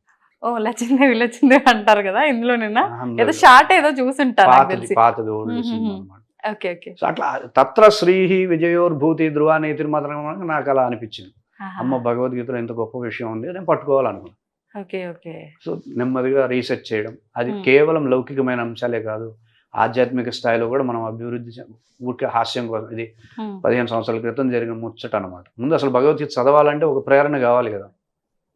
సో అది నాకు ప్రేరణ అనమాట. అంటే ముందు లౌకికంగా నువ్వు సక్సెస్ అయ్యావు అంటే నువ్వు భగవద్గీత వదిలిపెట్టవు కదా. అవును. ఇప్పుడు సాధారణంగా స్వామీజీలు వీళ్ళందరూ ఏం చేస్తారంటే ఆధ్యాత్మికం అంటారు. ఉమ్, ముందు లౌకికంగా దరిద్రంగా ఉన్నాం, అవును. దాన్ని దాటితే కదా ఆధ్యాత్మికం గురించి మాట్లాడాలి. అంతే. ముందు నీకేం అవసరమో అది తీరిస్తే ఉమ్, ఆటోమేటిక్గా నువ్వు అందుకుంటావు. కరెక్ట్. మనకు భగవద్గీతలో కూడా వ్యామిశ్రేణేవ వాక్యాన బుద్ధిం మోహయ శివమే తదేకం వద నిశ్చిత్య ఏన శ్రేయోహం ఆప్నుయాం అంటారు. ఉమ్, నాకు ఇప్పుడు ఏది కావాలో అది చెప్పు నువ్వు. ఉమ్, శాస్త్రాలు ఉపనిషత్తులు నాకెందుకు, అంతే. నాకు ఇప్పుడు దరిద్రంతో ఉన్నా, ఉన్నా. కాస్త దాటించు, దానికి ఏం చెప్పాలో చెప్పు, చేస్తా ప్రాక్టీసు. ఉమ్, సూటిగా అది చెప్పాలి. అంతే. అది లేదు ఇప్పుడు సమాజంలో. నిజమండి. సూటిగా నువ్వు ఏది చేయాలో అది చెప్తే ఉమ్, అది దాటేస్తాడు. దాటేసిన తర్వాత ప్రశాంతంగా కూర్చొని భగవద్గీత మొత్తం చదువుతాడు. ఓకే. మా కాన్సెప్ట్ కూడా అదే. ఆహా. ఏం చేయాలంటారు అయితే ఇప్పుడు సూటిగా? సూటిగా అంటే ముందు ఎనర్జీ అనలైజ్ చేస్తాం. ఉమ్, అతను ఏ ఎనర్జీ దగ్గర బలహీనంగా ఉన్నాడో అర్థం చేసుకుంటాం. ఓకే, సూటిగా ఆ ఎనర్జీని డెవలప్ చేసే విధంగా మేము ప్రాక్టీస్లు ఇస్తాం. ఓకే. దాంతో అతను ఓవర్కమ్ అయిపోతాడు. ఉమ్, ఆ తర్వాత తీరిక కూర్చొని భగవద్గీత బ్రహ్మాండంగా చదువుకుంటాడు. అదే కాన్సెప్ట్. ఉమ్. అంటే వాళ్ళకి సక్సెస్ లో వాళ్ళు లో గైడ్ ఉన్నారా, చేస్తాం, హెల్త్ లో ఉన్నారా గైడ్ చూసి. చేస్తాం. మేము అన్ని చెప్తాము, చేస్తాం కూడా. ఓకే. అంటే ఏది ఎక్కువగా ట్రిగర్ అవుతుందో దాన్ని ఫస్ట్ మీరు పాయింట్అవుట్ చేస్తారు, అంతేనా? ఓకే. మరంటే ఇప్పుడు ఒక రకంగా health wise okay, financial wise okay, మీరు చెప్తున్న దాన్ని బట్టి ఈ సెషన్స్ మనం కండక్ట్ చేసినా, మీరు చెప్పిన ప్రాక్టీసెస్ చేసినా కూడా ఇవన్నీ అవుతాయి. కానీ కర్మ కూడా ఒకటి ఉంటుంది అని అంటారు కదా. ఇవన్నీ చేస్తూ పోతే మరి మన కర్మ బ్యాలెన్స్ అనేది ఒకటి ఉంది, మరి అది కూడా అది అనుభవించాల్సిందే కదా. శ్రీకృష్ణుడికి తెలుసు కదా అది. ఉమ్, మరి ఆయన ఎందుకు అన్నాడు అట్లా తత్ర శ్రీ విజయోర్భూతి ధ్రువాని తిరుమని. ఉమ్, కర్మయోగం చెప్పిన ఆయన కర్మ గురించి తెలియదు, తెలుసు. మరి ఎందుకు అన్నాడు ఆ మాట? ఎందుకన్నాడు మరి? అదే ఆ, దగ్ధానం అంటే పోతుంది. జ్ఞానినా దగ్ధ కర్మాణం అని. ఓకే. కర్మలన్నీ దగ్ధం అయిపోతావా, నా మార్గంలోకి రా నువ్వు, చాలు నేను చెప్పింది పాటించని చెప్పేశాడు కదా. ఓకే. కర్మల గురించి ఆలోచించదు. ఇవి మనం స్టాప్ చేసుకోవడానికి మనం పెట్టుకునేవి. ఆ, ఇంకా కర్మలు అనగానే ఆగామి కర్మలు, సంచిత సంచిత కర్మలు, ఆ సోది మనకెందుకు? సోదే అంటారా? మరి సోదే కదా. నిన్ను ఆపేది ఏదైనా సోదే, ఆ, నిన్ను ముందుకు నెట్టేది ఏదైనా జ్ఞానమే. ఓకే. అజ్ఞానమైన జ్ఞానం కిందే. ఉమ్, నిన్ను ఆపేది జ్ఞానమైన అజ్ఞానంతో సమానం. నువ్వు ఉమ్, ఆగొద్దు. ముందు శుద్ధంవా బుద్ధంవా కుంతి పుత్రో వినాయక వెళ్ళిపోవడం అంతే. ఉమ్, స్వామి చెప్పాడు కదా, అనుగ్రహం ఇస్తున్నాడు కదా, నేను చెప్పినట్టు చేయవయా, యుద్ధం చేసుకోవయా అంటున్నాడు కదా. ఉమ్, కర్మలు ఉంటాయా, జన్మలు ఉంటాయా, మళ్ళీ మన సంస్కారాలా, ఇవన్నీ ఎందుకు సోది? ఓకే. అవేం అక్కర్లేదు. దూకేస్తే స్వామి మనకి సపోర్ట్ ఉంటాడు, అన్నీ జరుగుతాయి. Okay, okay. అంటే మీరన్న పాయింట్‌కే వస్తే ఇప్పుడు ప్రెజెంట్ భౌతికంగా నాకొకటి అనిపిచ్చింది. కర్మ లేదు, ఏమి లేదు. ఇవన్నీ ట్రాష్ అని చెప్పి నేను పక్కన పడేసి, నేను స్ట్రెయిట్‌గా నా వేలో నేను వెళ్తున్నా. కానీ ఏదో ఒక ఆటంకం అనేది వస్తూనే ఆటంకం ఉంటుంది ఎందుకు కదా! వచ్చింది? ఎందుకొచ్చింది అని పరిశీలన చేసే అంత ఆలోచన కూడా ఉండదు. ఒక డిస్టర్బెన్స్ ఏదైనా వచ్చిందంటే ఆటోమేటిక్‌గా అది మనం అది కంప్లీట్ మీరు అనుకోకూడదు. హ్మ్. ఆటంకం ఏదన్నా వచ్చిందంటే కర్మల వల్ల వచ్చుంటాయిలే, పూర్వజన్మలో నేనేదో చేసుంటాను అది మీరు అనకూడదు. హ్మ్. మాలాంటోళ్ళు చెప్పాలి. ఓహ్! మీరు మాకు చెప్తే అది ఎందుకు వచ్చిందో కార్యకారణాలతో మేము వివరించి చెప్తాం. ఏ హ్మ్. దోషంలో ఎనర్జీ ఉందో దాని ఓకే. ప్రకారం వచ్చుంటుంది గానీ, నీ హ్మ్. పూర్వజన్మ కర్మలకి ఇప్పుడేం సంబంధం? దేహం పోతేనే కర్మలు ఇప్పుడు ఎట్లా ఉంటుంది కర్మ అనేది, ఇప్పుడు నేను పూర్వజన్మలో ఒక కర్మ చేశా. హ్మ్. హ్మ్. దానివల్ల వచ్చే పుణ్యం కావచ్చు, హ్మ్. పాపం కావచ్చు, ఆ హ్మ్. జన్మలో అనుభవిస్తా. ఓకే. చావు ఎందుకు వస్తుంది అసలు మనిషికి? హ్మ్. అందరి చావులు ఒకలాగా ఉండవు కదా! ఉండవు. కొందరు హాయిగా సుఖంగా చచ్చిపోతారు. చాలా తక్కువ మంది. కొంతమంది 100 ఏళ్ళు, 120 ఏళ్ళు హ్యాపీగా ఎంజాయ్ చేసి, మంచిగా భోజనం చేసి, పొద్దున్నే చక్కగా 11కి అట్లా హాయిగా నిద్రపోయి, నిద్రలో పోయేవాళ్ళు ఉంటారు. ఉంటారు. బ్రహ్మాండమైన చావు అది. అలా ఎందుకు వాళ్ళు చచ్చిపోతున్నారు? హ్మ్. కొంతమంది యాక్సిడెంట్ అయ్యి తలకాయలు పగిలిపోయి, రక్తాలు బయటపడిపోయి, ఘోరమైన చావులు ఎందుకు వస్తున్నాయి? కర్మలే కదా అయి. అవును. ఇప్పుడు ఆ కర్మలు మళ్ళీ మళ్ళీ వచ్చే జన్మ దాకా ఉంటాయంటే ఎట్లా నమ్ముతారు మీరు? ఉండవంటున్నారా మీరు? అంత చావు చచ్చిపోయిన తర్వాత మళ్ళీ కర్మ ఎట్లా ట్రాన్స్‌ఫర్ అవుతుంది అంటున్నాను. ఆత్మ శరీరానికి కాదు ఆత్మకి అంటారు ఆత్మ కదా! కర్మలు లేవు కదా! శరీరానికే కదా కర్మలు. ఈ శరీరం వదిలేసిన తర్వాత మరి ఇంకో శరీరం తీసుకున్నప్పుడు తీసుకుంటుంది. అవన్నీ వచ్చేస్తాయి ఆటోమేటిక్‌గా అంటారు. ఎందుకొస్తాయి? అంత చావు చచ్చాం కదా! ఇప్పుడు హ్మ్. అవును. అవును. అంత భయంకరమైన చావు చచ్చిపోయి దేనికోసం చచ్చాము? హ్మ్. ఏదో కర్మల వల్లే కదా! ఆ! అంత చావు చచ్చిపోయిన తర్వాత మళ్ళీ ఆత్మకి మళ్ళీ కర్మలు అడ్డొస్తాయంటే ఎట్లా? ఓకే.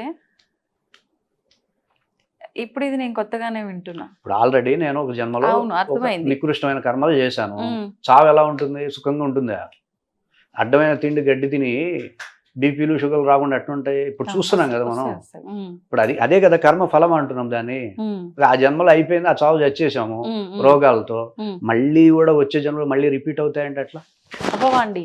ఎందుకు అవుతాయి? మరి అయిపోయింది ఇప్పుడు కదమ్మా. జన్మ జన్మల సంబంధాలు, జన్మ జన్మ పాపాలు, పుణ్యాలు, కర్మలు ఇవన్నీ అనటం మరి అదంతా ఏంటి? ఇప్పుడు కర్మ చేసావు, అవును. ఫలితం అనుభవించాం కదా! అనుభవించాం. మళ్ళీ కర్మ ఎందుకు వస్తుంది అంటున్నా నేను. హ్మ్. అయిపోయింది కదా! కర్మ అయిపోయింది. సినిమా కూడా అంటే అయిపోయింది. చేసుకున్నది చాలా ఉండుంది. అది అక్కడ అది కొంతే అయిపోయింది దాన్ని అంటారు కదా! మొత్తం క్వాంటిటీ మొత్తం కలిపే చావు అట్లా వస్తుంది. ఓకే. కాలిక్యులేటెడ్ గానే వస్తుంది అది. మరి మళ్ళీ జన్మ తీసుకోవడం వెనకాల అర్థం ఏంటి? మళ్ళీ అక్కడికంతా అంటే వాడికి అయిపోయినాక? అజ్ఞానంలోనే ఉన్నాడు కదా! హ్మ్. అజ్ఞానంలో ఉన్నంత కాలం జన్మలు వస్తాయి. ఓకే. అజ్ఞానంలో ఉన్నాడు. అది అక్కడికి అయిపోయింది. అయిపోయింది. మళ్ళీ ఆ జీవి అజ్ఞానంతో ఉన్నాడు కాబట్టి ఆత్మకి అసలు అజ్ఞానం, జ్ఞానం ఉంటుందా? దేహానికి ఉంటుందిగా. దేహానికి వీటికి సంబంధం లేదన్నారుగా. మీకుంటుంది కదా! మాకు అంటే నా సామాన్యులకి. నాకు ఒక అజ్ఞానం ఉంటుందా? ఉండదా? ఆ! ఇప్పుడు విషయం చెప్తానండి. ఇప్పుడు నాలో ఆత్మ ఉంది. ఓకే. నాలో దేహం ఉంది. హ్మ్. ఆత్మకి అన్నం పెట్టం కదా! దేహానికి అన్నం పెట్టాలి కదా! ఆ!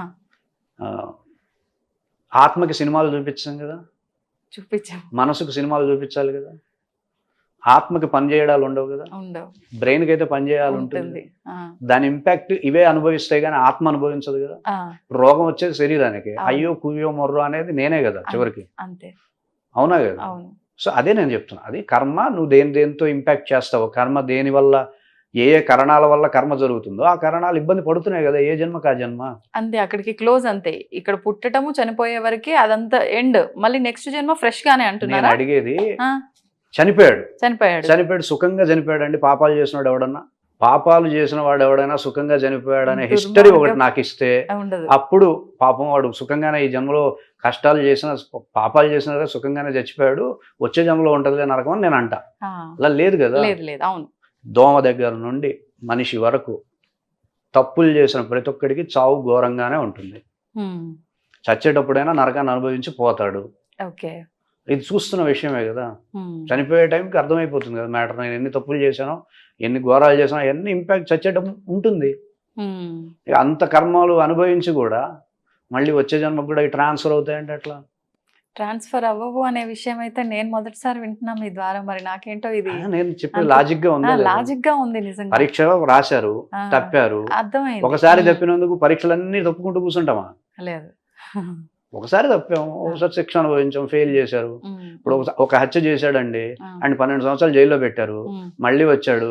నువ్వు మళ్ళీ వెళ్ళాలని మళ్ళీ పెడతారా? బెటర్ కదా, అంటారు. ఒక్కసారే కదా. ఆ, ఒక శిక్షకు ఒక తప్పుకు ఒక శిక్ష చేస్తారు. నువ్వు ఆ జన్మలో తప్పు చేసావు కాబట్టి ప్రతి జన్మలో నువ్వు అంటే కష్టం కదా. అంటే మీరు అన్నట్టు ఆ జ్ఞానంతో మళ్ళీ జన్మ తీసుకోవడం. అజ్ఞానంతో జన్మలు నడుస్తాయి, నువ్వు చేసే పాప పుణ్యాల వల్ల జన్మలు నడవు. అంటే నువ్వు జ్ఞానవంతుడిగా మారి ముక్తి మోక్షం అది పొందటం వరకు పొందడం కూడా కోసం జన్మ జన్మలు వస్తూనే తీసుకుంటూ ఉంటాయి. మరి అంతేగాని ఈ జన్మ తీసుకోవడం కూడా మానవ జన్మ, రకరకాల ప్రాణంతో ఉన్న జంతువులు, పక్షులు ఇవన్నీ కూడా తీసుకుంటారంటారు. తీసుకుంటారు. మరి జంతువుగా జన్మ తీసుకున్నప్పుడు ఈ అజ్ఞానాన్ని మనం జ్ఞానంగా ఎలా మార్చుకోగలుగుతాము? జంతువుగా జన్మ తీసుకోం, ఉమ్, జంతువుల నుండి మనిషి జన్మ తీసుకుంటాం. వెనక్కి వెళ్ళం మళ్ళీ. వెనక్కి వెళ్ళం. అది Okay. 1వ తరగతి నుండి 10వ తరగతికి వెళ్తాం, కానీ 10వ తరగతి 1వ తరగతి రాదు. ఇది ఓకే. ఫిజిక్స్, అంటే 1 by 1 అవి కూడా ఆర్డర్ గా ఉంటుంది. ఫస్ట్ భౌతిక శాస్త్రం కదా. ఆటో అంటున్నాం కదా, పారామీషియం అని, అమీబా అని, ఏకకణ అవునవును. జీవులు. అవి అవును. తర్వాత 2 కణాలు గాను, తర్వాత బహు కణాలు గాను, తర్వాత చేప గాను, నెమ్మది నెమ్మది పెద్ద పెద్ద జంతువులు గాను, డైనోసార్స్ వచ్చాయి, అవి అంతరించిపోయాయి. తర్వాత వాతావరణంతో మళ్ళీ జంతువులు కొత్తగా మారాయి, ఓ పరిణామ క్రమం జరిగింది. కోతిగా వచ్చాడు, కోతి మళ్ళీ మనిషి, అందులో కోతిలో ఉండే ఒక రకమే మనిషిగా మారాడు. ఇదంతా సైన్సే కదా ఇది. అవును అవును. అంటే వాస్తవానికి ఇప్పుడు మీరు లాజిక్ గా విషయం చెప్పటం వల్ల నేను మళ్ళీ క్వశ్చన్ రేజ్ చేయలేకపోతున్నా, బట్ చేయాల్సి వస్తుంది. అంటే ఇందాక మనం అన్నట్టు మీ సంచితము, ఈ ఆగామి ఇవన్నీ పక్కన పడేయాలి ట్రాష్ అన్నట్టుగా అన్నట్టు, అవును. కానీ మేమంతా ఇప్పటి వరకు విన్నవి అవే. కర్మ ఒకటి క్రియేట్ అవుతుంది, అది మంచి అయినా చెడైనా. అది ఇలా 3 రకాలుగా డివైడ్ చేస్తాము. అది మనకు ముందుకి కొన్ని క్యారీ అవుతున్నాయి, కొన్ని ఇక్కడే అనుభవిస్తాము అలా అని చెప్పి విన్నాం. కాబట్టి ఇప్పుడు మీరు జన్మల వైజ్ కూడా మనిషిగా ఉన్నవాడు మనిషిగానే ఉంటాడు, మళ్ళీ వెనక్కి వెళ్ళడు అని. కానీ పెద్దవాళ్ళు కూడా సామెతల రూపంలో చాలా చెప్తారు, నువ్వు చేస్తున్న పాపాల వల్ల పురుగులా కూడా పుడతావు, అంత నీచ జన్మ ఎత్తుతారు అని అట్లా చెప్పి. ఉండదు, అట్లా కుదరదు. అలా ఓకే. ఆల్రెడీ మెమరీ ఉంటుంది కదా, సెల్ మెమరీ ఉంటుంది కదా. ఒక దోమలాగా జన్మెత్తాడు, ఒక ఈగలాగా జన్మెత్తాడు, సరే దోమలాగా జన్మెత్తాడు, కొట్టేశాము, చచ్చిపోయింది. తర్వాత దాని మెమరీ ఉంటుంది కదా, దాని మెమరీతో ఈగ జన్మెత్తుతాడు. ఈగ జన్మెత్తే కొడతారా మీరు? కొట్టలేరు, ఎందుకు ఆల్రెడీ స్కిల్ ట్రాన్స్ఫర్ అయిపోయింది. స్కిల్ ట్రాన్స్ఫర్ అయిపోయిన తర్వాత ఇప్పుడు మళ్ళీ ఈగ మళ్ళీ దోమ జన్మ ఎట్లా ఎత్తుతుంది? ఎత్తదు కదా. అది ఫిజిక్స్, అది భౌతిక శాస్త్రం అది.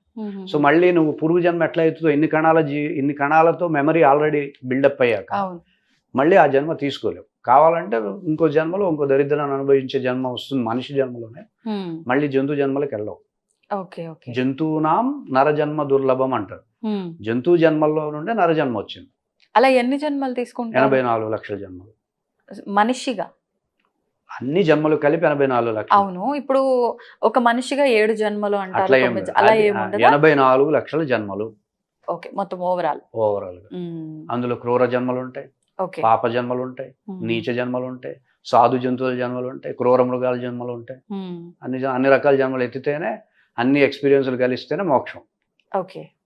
ఎక్కడో చిన్న ఏదో కన్ఫ్యూజన్ అయితే ఉంటుంది మీరు ఎంత ఆన్సర్ చెప్పినా కూడా. ఇప్పుడు అంటే మళ్ళీ క్రూరంగా జన్మ తీసుకున్నా, సాత్వికంగా జన్మ తీసుకున్నా, అలా జంతువుగా ఉన్నప్పుడు కూడా దాని అజ్ఞానం ఎంత ఉంది అనే దాన్ని బట్టే స్టెప్ బై స్టెప్ అన్ని జన్మలు తీసుకోవాలి, వరుసగా అప్గ్రేడ్ అవుతూ వస్తూ ఉంటాయి. ఓకే. మరి అది ఇంకా అంతే మూర్ఖత్వంతో ఉన్నప్పుడు ఇంకో జన్మ మళ్ళీ అదే జన్మ తీసుకుంటుందా, నెక్స్ట్ జన్మకు వెళ్తుందా? చావు అనేది దెబ్బ. ఓకే.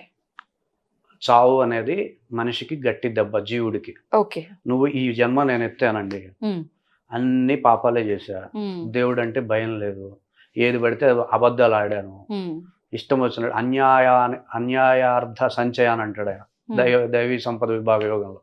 ఇష్టం, దమ్ము, దర్పం, అభిజాతస్య అని చెప్పి రకరకాల లక్షణాలు చెప్తాడు, ఆసురి గుణాలు.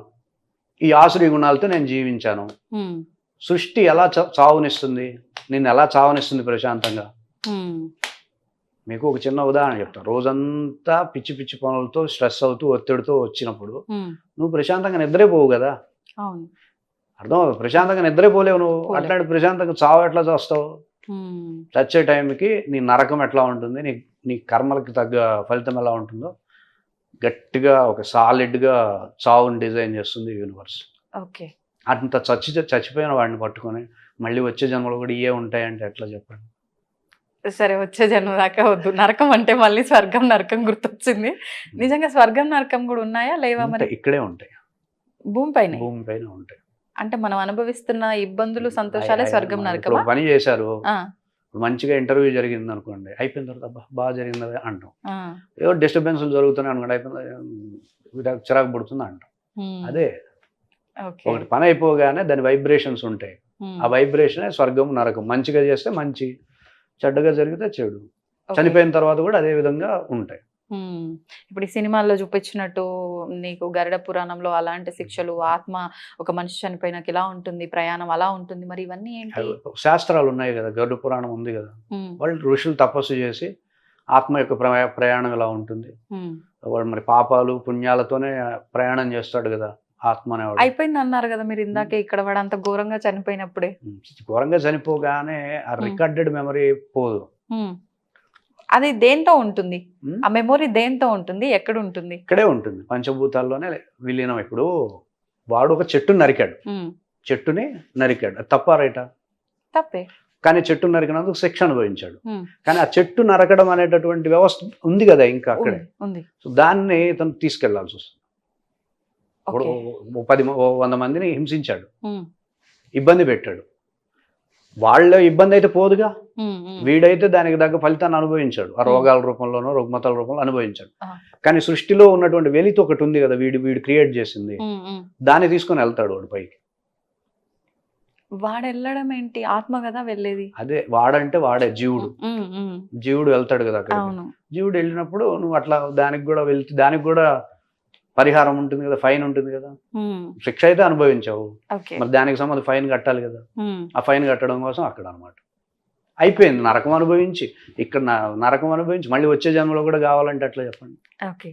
అంటే జన్మ తీసుకోవడానికి ముందే అంత బ్యాలెన్స్ అంతా క్లియర్ అయిపోతుంది. క్లియర్ అయితేనే నెక్స్ట్ జన్మ, లేదంటే ఎలో లేదు. ఓకే. ఇప్పుడు మరణించే ముందు మనం ఎక్కడైతే మన జీవితం ఎండ్ అయిపోయిందో, అంటే ఒకరు స్పిరిచువల్గా బాగా దగ్గరగా ఉండి అక్కడికి ఎండ్ అయిపోతే నెక్స్ట్ జన్మ అక్కడి నుంచే కంటిన్యూ అవుతుంది అంటారు. కొంతమంది బాగా దుర్మార్గం చేసి అక్కడికి ఎండ్ అయిపోతే నెక్స్ట్ జన్మ ఆ వాసనలు ఉంటాయి అంటారు.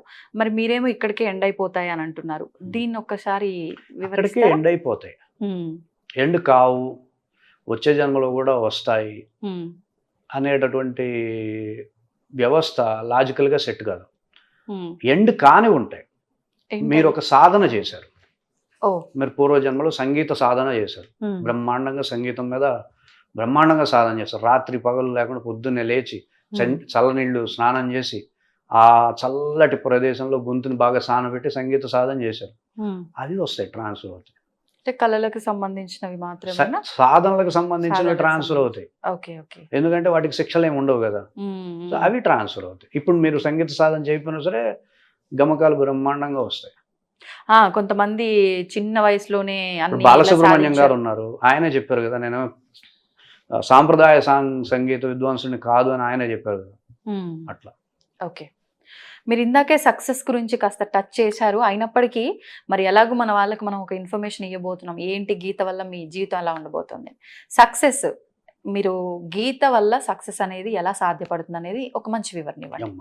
సక్సెస్ కాలేకపోవడానికి ఒక వ్యక్తిలో ఉండే బలహీనతలు ఏంటంటే ఆత్మవిశ్వాసం లేకపోవడం, ఉమ్, అనుమానం, తన మీద తనకు అనుమానం, ఉమ్, ఒకటి నిశ్చయాత్మక బుద్ధి లేకపోవడం, వెళ్దామా వద్దా, డోలాయ మానసం అనమాట. ఓకే. ఈ సాంఖ్య యోగం అనేటటువంటి అధ్యాయంలో 2వ అధ్యాయంలోనే ఈ ఆత్మవిశ్వాసాన్ని పెంచేలాగా ఆ, నైనం చిందంతి శస్త్రాణి నైనం దహతి పావక నచైనం క్లేదయంతి ఆపు నశోషయతి మారుత, నిన్నెవరు ఏమి చేయలేరు. ఉమ్, భౌతికమైన శస్త్రాలు కావచ్చు, పంచభూతాలు కావచ్చు, ఏవి కూడా నిన్నేమి చేయలేవు అనేటటువంటి ఒక కాన్ఫిడెన్స్ని ఇచ్చేటటువంటి ఉమ్, వ్యవస్థ మనకు సాంఖ్యయోగంలో ఉంటుంది. ఓకే. అలాగే ఆత్మవిశ్వాసం లేకపోతే అశోచ్యాన్ అన్వశోచస్వం ప్రజ్ఞావాదాంశ భాషసే గతాసు నగతాసు నానశోచంతి పండిత. అసలు నీకు ఆత్మవిశ్వాసం, నువ్వేదో గతంలో ఏదో ఫెయిల్ అయ్యి ఉంటేనో లేకపోతే రేపు ఏదో అవుతుందంటేనో కదా ఆత్మవిశ్వాసం తగ్గేది. నిజంగా పండితుడు అయితే అసలు గతం గురించి నువ్వు ఆలోచించవు, భవిష్యత్తు గురించి ఆలోచించవు, ఇప్పుడు ప్రస్తుతంలో ఏం చేయాలో అది చేసుకుంటూ వెళ్ళిపోతావు. అది పండితుడి యొక్క లక్షణం అని మనకు ఒక దిశానిర్దేశం ఇస్తుంది. సో ఆత్మన్యూనత భావాన్ని తొలగించేస్తుంది. ఇప్పుడు ఇక్కడ ఏ క్షణం ఎట్లా ప్రవర్తించాలో ఆ స్ట్రాటజీని మనకు సాంఖ్యయోగం ఇస్తుంది.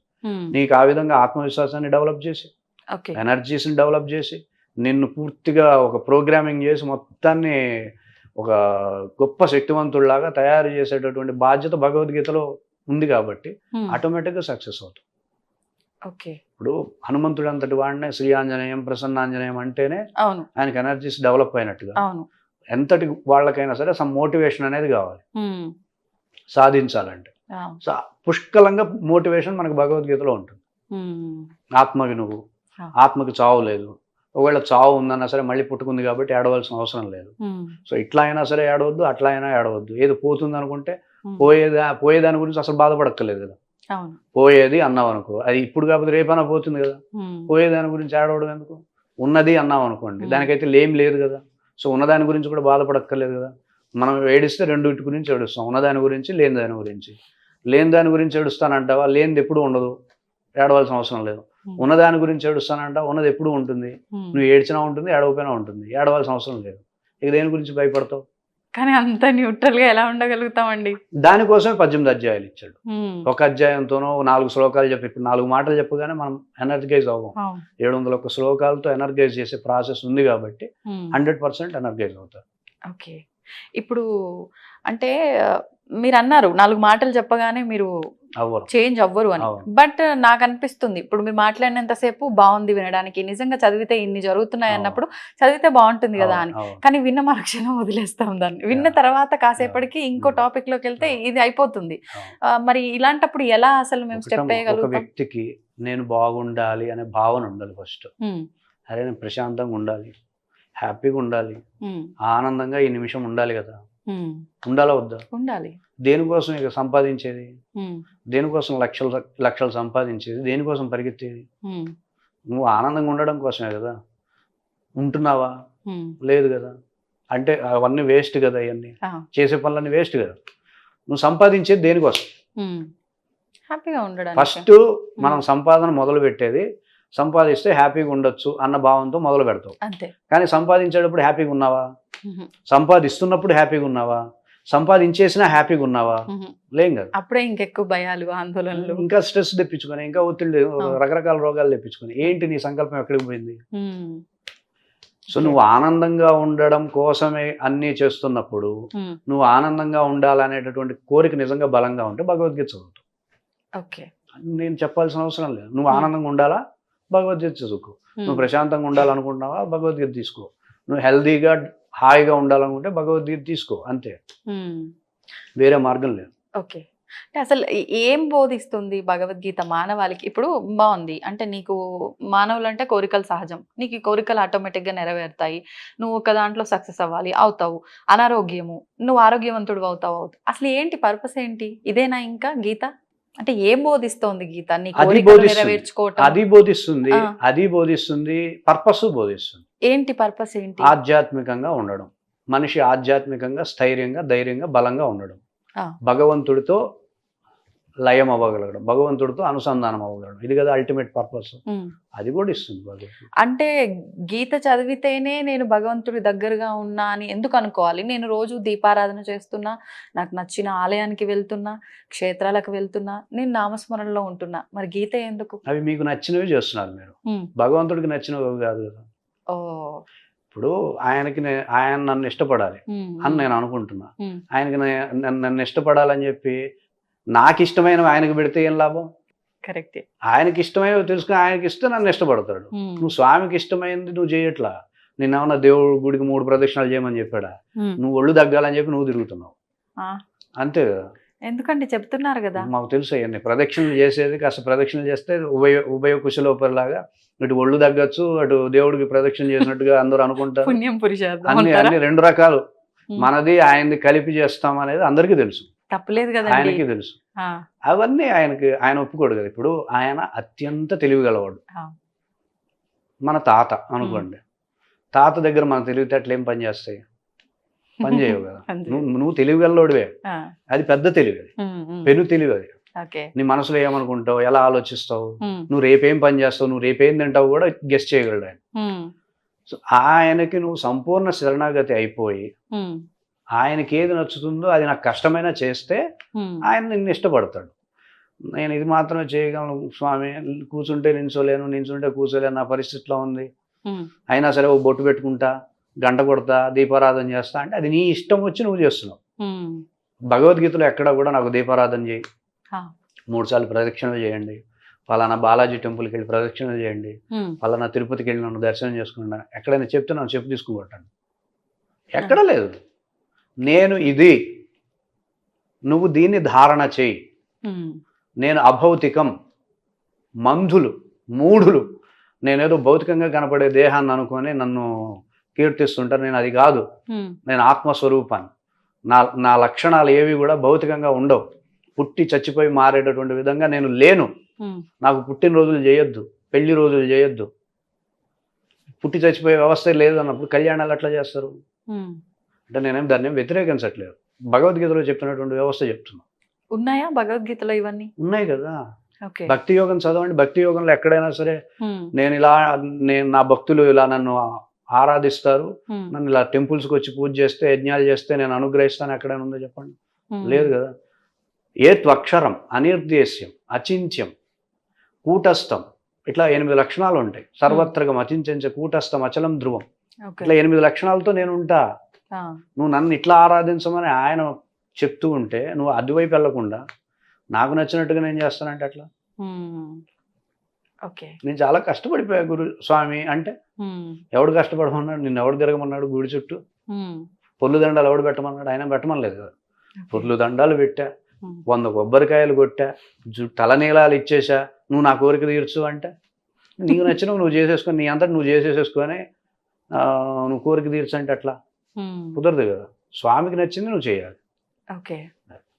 మరి అసలు మీరు అన్నట్టుగా ఇవన్నీ లేకపోతే, ఈ విగ్రహారాధనలు కానివ్వండి, ఇవన్నీ ఏమీ లేకపోతే, భగవంతుడే స్వయంభుగా కొన్ని క్షేత్రాల్లో నేను ఇక్కడ భక్తుల అంటే అవసరాల కోసము, లేదంటే వాళ్ళని అనుగ్రహించడం కోసము ఇక్కడ నేను ఉంటున్నాను అని చెప్పిన కొన్ని కథనాలు కూడా మనకు పెద్దవాళ్ళు చెప్తున్న విధానాలు ఉన్నాయి కదా, అవన్నీ చరిత్ర మన చరిత్ర అది. మరి చరిత్రలో అది ఉంది అని చెప్పినప్పుడు దాన్ని ఆచరించాలి కదా. మన చరిత్ర అది. చరిత్రని చరిత్రగా గౌరవించాలి. గౌరవించడం చరిత్రని అట్లా కాదు, చరిత్రని చరిత్రగా రెస్పెక్ట్ ఇవ్వాలి. అది నా చరిత్ర, అంతేగాని అది ఇప్పుడు మార్గదర్శకత్వం కాదు. అది చరిత్ర ఎప్పుడు, గతం ఎప్పుడు కూడా నీ గతం ఏంటో తెలుసుకోవడానికి ఉపయోగపడుతుంది. అది ప్రెజెన్స్ లో నేను ఇది అని చెప్పుకోవడానికి ఉపయోగపడుతుంది. కానీ అది ఇప్పుడు మార్గదర్శకం కాదు. చరిత్రే కదా. చరిత్రలోనే కూరుకుపోతారా మీరు? ముందుకెళ్ళరా? ఇంకా ముందుకెళ్ళాలా వద్దా? అప్డేట్ అవ్వాలా వద్దా? నేనేమి గుళ్ళు తప్పని చెప్పట్లేదు. గుళ్ళు మన చరిత్రది. మన కొన్ని వేల సంవత్సరాల క్రితం మేము ఇలా ఉండేవాళ్ళం అని చెప్పుకోవడానికి అవి నిదర్శనాలు. అవి వేరే ఏ దేశానికి లేనంత ఘన చరిత్ర మంది అని చెప్పుకోవడానికి. అది చెప్పుకుంటూ కూర్చుంటే సరిపోతుంది. ఈరోజు భోజనం చేయక్కర్లేదా? మొన్న నేను బంగాళదుంప ఫ్రై తిన్నాను అని చెప్పి ఈ రోజు తినకపోతే సరిపోతుంది? చెప్పండి. ఈ రోజు ఏం చేయాలో చేయాలి కదా. ఎంతసేపు నా గతం చూడు అంటే సరిపోదు. వర్తమానం ఏంటి? దరిద్రంగా ఉంది. మా తాతల నేతులు దాగారు అనే సామెత ఉంది కదా. ఇప్పుడేంటి? నాకేంటి ఇప్పుడేంటి? ఇప్పుడు సంగతి ఏంటి? ఇప్పుడు ఏమన్నా ఉందా లేదా? అది కదా. అందుకని భగవద్గీత చదువు అంటున్నాం. ఓకే, సరే. మరి చదవాలనుకుంటున్నాము. ఇంత చెప్పిన తర్వాత ఇంకా చదవను అని అంటే అంత అజ్ఞానవంతులు ఇంకొకరు ఉండరు. కానీ చాలా నియమాలు అంటున్నారు కదా. ఏమి నియమాలు లేవు. అది కాన్వర్జేషన్ బుక్. అది శ్రీకృష్ణుడు అర్జునుడు ఇద్దరు మాట్లాడుకున్నారు. అక్కడేం బీజాక్షరాలు వ్రతాలు అలా ఏమీ లేవు. జస్ట్ కాన్వర్జేషన్ కదా. మన ఇద్దరం మాట్లాడుకుంటున్నట్టే వాళ్ళిద్దరు అక్కడ మాట్లాడుకున్నారు. ఈయనకి చాలా డౌట్స్ వచ్చినాయి. ఆయన క్లారిటీ ఇచ్చుకుంటూ ఎట్లాగైనా సరే ఆయన మోటో ఏంటంటే ఈయన చేత యుద్ధం చేయించాలి. ఈయన మోటో ఏంటంటే ఆయన చేత యుద్ధం చేయొద్దు, ఇంటికి వెళ్దాం అనిపించాలని ఈయన. ఇద్దరులో ఎవరు గెలిచారు వాదంలో? శ్రీకృష్ణుడే గెలిచాడు. అది భగవద్గీత. దానికి నియమాలు ఏముంటాయి? నియమాలు ఏం లేవు. ఓ సినిమా చూసినట్టుగా చూడొచ్చు మంచిగా. ఓకే, అంటే ఇంకెటువంటి నియమాలు అవసరం లేదు. అంటే కొంతమంది మాంసాహారం తిన్న తర్వాత కూడా చదవచ్చు. అసలు ఏం లేవు, అవేం లేవు. ఓకే, ఎక్కడైనా చదవచ్చు, ఎప్పుడైనా చదవచ్చు. ఓకే, రాత్రిపూట చదవచ్చు, పగలు చదవచ్చు, ఎక్కడైనా ధారణ చేయొచ్చు. అంటే ఒక దైవికమైన గ్రంథం కదా, అలా భావన చేసినప్పుడు. దైవికమైన గ్రంథం కాబట్టి ఎనీ టైం చదవచ్చు. క్షుద్ర పూజలు అనుకోండి, వాటికి టైంలు ఉంటాయి. అమావాస్య రోజు చేయాలా, శ్మశానంలో చేయాలా. క్షుద్ర పూజలు అనుకోండి, వాటికి నియమాలు ఉంటాయి. క్షుద్ర దేవతల ఉపాసన కాదు కదా మనం చేసేది, దైవాన్ని కదా, మనం తండ్రిని కదా నువ్వు కోరుకుంటుంది. పలానా టైంలోనే నా తండ్రిని పట్టుకుంటా అంటే కష్టం కదా. తండ్రి 24 గంటలు నాతో ఉండాలి అనుకుంటే కదా భక్తి. 24 గంటలు సర్వకాల సర్వావస్థలు ఏందో నువ్వు నాతో ఉంటేనే కదా ఆనందం. అలాంటప్పుడు ఇంక నియమాలు ఏముంటాయి? తండ్రి దగ్గర నియమాలు ఏముంటాయి చెప్పండి? వయసుతో కూడా పరిమితి ఏం లేదా? అంటే ఈ వయసు వాళ్ళే చదవాలి అని చెప్పి ప్రహ్లాదుడు మాతృగర్భంలో ఉన్నప్పుడు నేర్చుకున్నాడు. అవును, అది వయసు పరిమితి. ఓకే. 5 ఏళ్ళప్పుడు హరినామ స్మరణ చేస్తూ హరి సంకీర్తన చేస్తూ ఎదిగాడు. అది అసలైన వయో పరిమితి. ఓకే. ఆ టైంలో చేయలేదు కాబట్టి ఇప్పుడన్నా చేయండి అంటున్నాను. మధ్యం ఉత్తమం మధ్యమం అధమం అంటారు కదా. ఎప్పుడైతే మీ చెవిలో పడిందో అప్పటి నుంచి మొదలు పెట్టండి. అప్పుడే మొదలు పెట్టాలి. భగవద్గీత ఎత్తుక్కొని ఎక్కడ దుమ్ము దులిపులు అవన్నీ దులిపి ఇప్పుడు తీయాలి. అది దుమ్మంటే నిజంగా ఒక బుక్, నార్మల్ బుక్ ఎలానో అలా అయిపోయింది. గీత కూడా అన్ని బుక్కుల్లో ఒక బుక్ దట్ లాగా ఈస్ నాట్ నార్మల్. పూజా మందిరంలో పెట్టి ఆరాధన చేసే ఒక గ్రంథంగా భావించాలా? నార్మల్ గా మనం ఎక్కడైనా పెట్టుకోవచ్చు, ఎలా నెత్తి అయినా మీద carry పెట్టుకోవాలి చేయొచ్చు? బుక్ని. ఓకే. నెత్తి మీద పెట్టుకొని వెళ్ళాలి. వసుదేవుడు ఎలా అయితే శ్రీకృష్ణుని అట్లా నెత్తి మీద పెట్టుకుని తీసుకెళ్ళాడో అలా మనం అందరం భగవద్గీత నెత్తి మీద పెట్టుకొని ఎప్పుడైతే వెళ్తామో, అంత స్థాయిలో దాన్ని విలువిస్తామో, ఆ రోజు హిందూ మతం నిజంగా గొప్ప శక్తివంతమైన హిందూ మతంగా తయారవుతుంది. అది తప్ప వేరేది ఏం చేసినా సరే, ఓకే, పక్క మతాలను తిట్టినా, పక్క మతాలను అదే ఇట్లా ఎన్ని చేసినా సరే, అవి అప్పటికప్పుడు టెంపరీగా పనిచేస్తాయి తప్ప పర్మనెంట్ సొల్యూషన్ ఎప్పుడు కూడా హిందూ మతం బాగుండాలి, పర్మనెంట్గా బాగుండాలి అంటే అది ప్రతి ఒక్కడు భగవద్గీత చదివితేనే అవుతుంది. ఓకే. అంతే. ఇది రెండో మార్గం లేదు, రెండో వ్యవస్థ లేదు. You have to read Bhagavad Gita right now. Okay.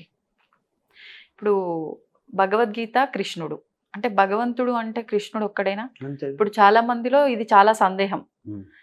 ఇంతమంది భగవంతులు ఉన్నారు, ఒక్కొక్క కోరికకు ఒక్కొక్క ఆలయం, ఒక్కొక్క కోరికకు ఒక్కొక్క క్షేత్రము అని చెప్పి, అసలు అంటే మీరు కృష్ణుని ఆరాధిస్తే కృష్ణుడే దేవుడు, ఇంకొక అతను ఇంకొక దేవుణ్ణి ఆరాధిస్తే ఆయనే అల్టిమేట్ అని చెప్తారు. ఈ చూసే వాళ్ళకు కూడా చాలా పెద్ద కన్ఫ్యూజన్ అయిపోయింది. అసలు నిజంగా భగవంతుడు అంటే కృష్ణుడేనా? మీ ఉద్దేశంగా ఏంటి? అసలు శాస్త్రం ఏం చెప్పింది? భగవంతుడు అంటే భగవంతుడే. భగవంతుడు కృష్ణుడా అంటే కాదు, భగవంతుడు శివుడా అంటే కాదు, భగవంతుడు రాముడా అంటే కాదు. ఎవరికైతే భగవన్ లక్షణాలు ఉంటాయో వాళ్ళు భగవంతుడు. ఓకే. ఇప్పుడు భగవద్గీతలో రాముడికి వ్యతిరేకంగా జీవించని భగవద్గీతలో లేదు. పరమేశ్వరుడికి వ్యతిరేకంగా జీవించని భగవద్గీతలో లేదు కదా. పరమేశ్వరుడు ఎలా అయితే నిరాడంబరంగా ఉన్నాడో, పరమేశ్వరుడు ఎలా అయితే జ్ఞాని అయినప్పటికీ నిరాడంబరుడుగా బోళాశంకరుడుగా ఎలా ఉన్నాడో అలా ఉండాలనే భగవద్గీతలో ఉంటుంది. రాముడు ఎలా అయితే శుద్ధ సత్వగుణంలో పరాక్రమవంతుడో, ధర్మ పరాక్రమం అంటాం, అటువంటి పరాక్రమం నీకు ఉండాలనే భగవద్గీత చెప్తుంది. వాళ్ళకి వ్యతిరేకంగా ఏం చెప్పట్లేదు కదా భగవద్గీత. కొన్ని నిన్ను ప్రేరేపించడం కోసం శివుణ్ణి రాముణ్ణి ఇలా చూపిస్తే నీకు అర్థమవుతుంది ధర్మం అని ఒక ప్రెజెంటేషన్. అది పుస్తకం చదువుతాను అంటే భగవద్గీత ఒక ప్రెజెంటేషన్. లేదు పురాణాలు చదువుతానంటే అదొక ప్రెజెంటేషన్. వేదాల దగ్గరికి వెళ్తాం అదొక ప్రెజెంటేషన్. అల్టిమేట్గా నీకు భగవంతుడు అంటే ఇలా ఉంటాడని చెప్పేదే కదా. ఆ భగవద్ లక్షణాలు నువ్వు పొందడానికే కదా, వాళ్ళ పూజించడానికి కాదు కదా. ఆ భగవద్ లక్షణాలు నీలో ఉంటే నువ్వు ఆనందిస్తావు, అంతే కదా. నువ్వు ఆరాధించడం, ఇప్పుడు రాముడిని మీరు ఆరాధించారు, ఏంటి లాభం? నీకు రాముడి లక్షణాలు ఒక్కట్లేవు. పొద్దున్న లేస్తే రామ రామ అంటావు, అంటే రాముడి లక్షణాలు రావడం కోసం మాట్లాడితే జై శ్రీరామ్ అంటావు. ఒక్కటి లేదు రామ లక్షణం, ఒక్కటంటే ఒక్కటి లేదు. మాట్లాడితే నోటికి వచ్చినట్టు మాట్లాడతావు, బూతులు మాట్లాడు, మధ్య మధ్యలో జై శ్రీరామ్ అంటావు, అయిపోయిందా? రాముడు నిత్య ప్రియదర్శనుడు, ఎప్పుడు నవ్వుతూ మాట్లాడతాడు. పొర్రపాటును కూడా కింద పైన స్థాయి లేకుండా అందరినీ మీరు మీరు అంటాడు. మర్యాద పురుషోత్తముడు. Respect is important. అందరికీ రెస్పెక్ట్ ఇస్తాడు. తమ్ముడికైనా లక్ష్మణుడు గారు అంటాడు, సోదరుడు గారు అంటారు. హనుమంతుడినైనా సరే బంటు కదా ఇష్టం వచ్చినట్టుగా మాట్లాడాల, సేవకుల్లాగా ఏం చూడాల, వాటేసుకున్నాడు అట్లా హనుమంతుడు. ఎక్కడుంది నీకు రాముడి యొక్క లక్షణాలు? లేవు కదా. అంటే ఏ భగవంతుని ఆరాధిస్తే ఆ లక్షణాలు మనం తెచ్చుకోవాలా? రావాలి, లేకపోతే ఎందుకు ఇంక పూజ? అర్థం ఏంటి? అంటే మేము మా అవసరాల కోసం సౌకర్యాల కోసం మేము ఆరాధిస్తున్నాము. అది ఇంకా దొంగతనం లాంటిదే కదా. దొంగతనం అంటే లాక్కోవడం అండి. మీరు అదే కదా, మేము ఆరాధిస్తున్నాము, అడుగుతున్నాము, ఆయన ఇస్తున్నారు. భగవంతుడిని మోసం చేయడం. అది నువ్వు అడగక్కర్లేదు. భగవంతుడి లాగా నువ్వు ఉన్న మరుక్షణం భగవంతుడు నీకేం కావాలో అది ఇచ్చేస్తాడు. నువ్వు అడగాల్సిన పనే లేదు, అబద్ధాలు చెప్పాల్సిన అవసరం లేదు దేవుడికి. ఇంకా భగవంతుల్లా మారితే ఇంకా అసలు వీటితో పనే మారక్కర్లేదు. కొన్ని లక్షణాలు, కొన్ని అనవసరంగా అబద్ధం ఆడకుండా ఉండడం, అందరినీ మర్యాద లేకుండా మాట్లాడకుండా ఉండడం, ఏం అది పెద్ద కష్టమా చెప్పండి? ఏం మర్యాదతో మాట్లాడచ్చు. వ్యక్తి తప్పు చేశాడు అనుకోండి, ఒక వ్యక్తి తప్పు చేశాడే అనుకోండి, వాడిని నోటికి వచ్చినట్టు తిట్టద్దు. నువ్వు తప్పు చేసావయా, ఇది తప్పు అని నువ్వు చెప్పు. వాడికి అర్థం కాలేదు అనుకోండి, ఇంకోసారి చెప్పు, వాడికి అర్థం అవుతుంది. తిట్టడం ఎందుకు? అంత ఓపిక మనలో లేదు. అది తప్పు కదా. ఫస్ట్ ఆవేశపడిపోతాం. అది కరెక్టే, కానీ వాడు మనిషే కదా, నువ్వు మనిషివే కదా, వీఆర్ ఆల్ హ్యూమన్ బీయింగ్స్ కదా, గడ్డి తినట్లేదు కదా మనమే. వాడు మనిషి అన్నప్పుడు వాడికి మర్యాద ఇచ్చి మాట్లాడు. తప్పు చేశానని చెప్పు, దానికి తగ్గట్టు వ్యవస్థలు ఉన్నాయి కదా. నువ్వు నోటికి వచ్చినట్టు మాట్లాడడం అనేది తప్పు కదా. రెస్పెక్ట్ అనేది important. If you give respect you can take respect. అది కదా రాముడు నీకేం చెప్తున్నాడంటే పశుపక్షాదులకైనా రెస్పెక్ట్ ఇవ్వని నేర్పించాడు. జటాయుకి భూమి తీసి ఆయన పూడ్చాల్సిన అవసరమే ఉంది. పక్షి కదా, కుక్కతో చచ్చింది అనుకోవచ్చు కదా. ఉడత సహాయం చేస్తే ఉడతను అట్లా చేరదీయాల్సిన అవసరం ఏంటి? ఏం నేర్చుకున్నావు రాముడి గురించి? జై శ్రీరామ్ అనగానే సరిపోద్దా? కొన్ని లక్షణాలు, నేనే రాముడు అయిపో అనట్లేదు, 1-2 పట్టుకుంటే సరిపోదు. అన్ని రాముడిలాగా అయిపోయి రాముడిలాగా ఉండాల్సిన అవసరం. ఒకటి, మర్యాద పురుషోత్తముడు ఆయన, మర్యాదగా మాట్లాడడం నేర్చుకో చాలు కదా. శ్రీకృష్ణుడిలాగా ఆవేశపడకుండా శత్రువు యొక్క సంయమనంతో శత్రువుని అర్థం చేసుకొని వెళ్ళొచ్చు కదా.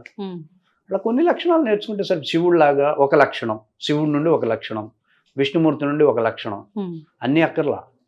అవి పట్టుకోవడం కోసమే కదా వాళ్ళని అట్లా పెట్టారు. నువ్వు అవేమీ వద్దు. అంటే అవి మనం క్రియేట్ చేసుకున్నావా ఈ లక్షణాలన్నీ?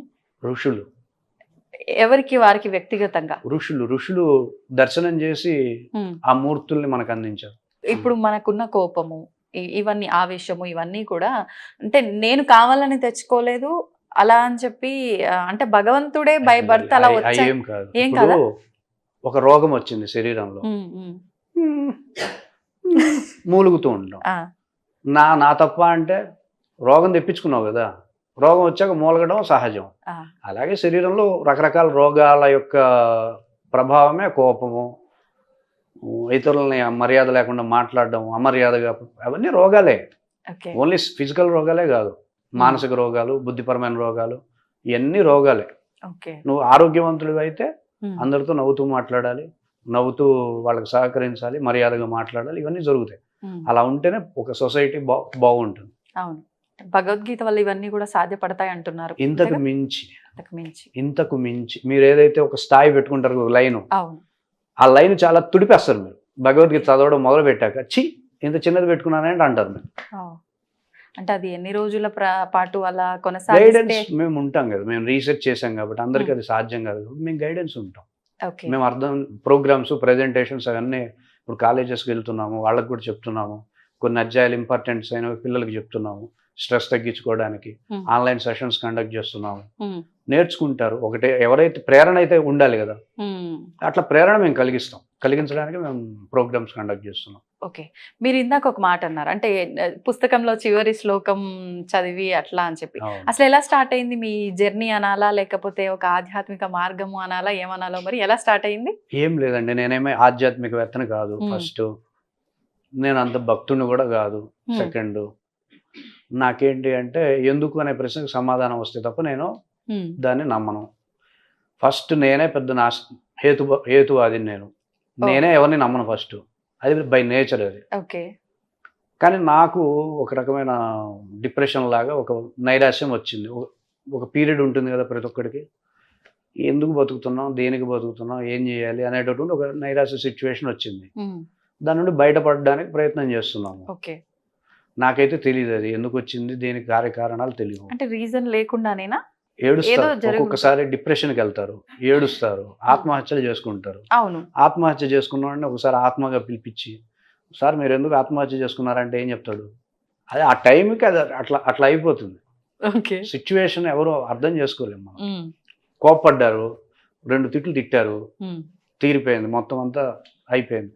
మీరు ఎందుకు కోప్పడ్డారు అని అడగండి, ఏం చెప్తాడు? రీజన్ ఉంటది కదండి. రీజన్ ఉండదు. ఎందుకుండదు? ఇప్పుడు ఒక పిల్లవాడు గొడవ చేస్తున్నాడు, ఈవిడ వాడిని బాధ పారేసింది, అది అక్కడితో అయిపోయింది. ఒక్కొక్కసారి ఆ పిల్లవాడు అంతకు మించిన గొడవ చేసినప్పుడు సైలెంట్గా ఉంటుంది.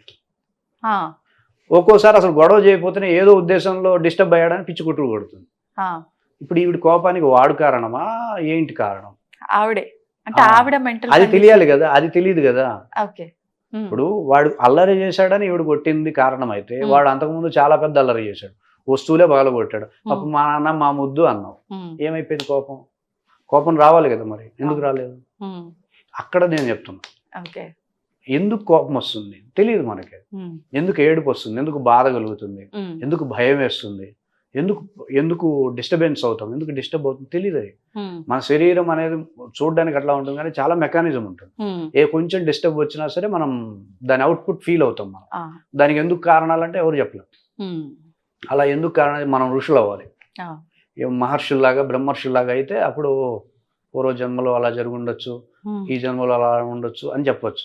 భూత భవిష్యత్తు అవన్నీ తెలుస్తాయి కాబట్టి మనకు తెలియక ఒక స్వామి వారి దగ్గరికి వెళ్ళడం, ఆయన దగ్గర నేర్చుకోవడం, ఓకే ఇది మనకి ఉపయోగపడే విద్య అని అర్థమైంది.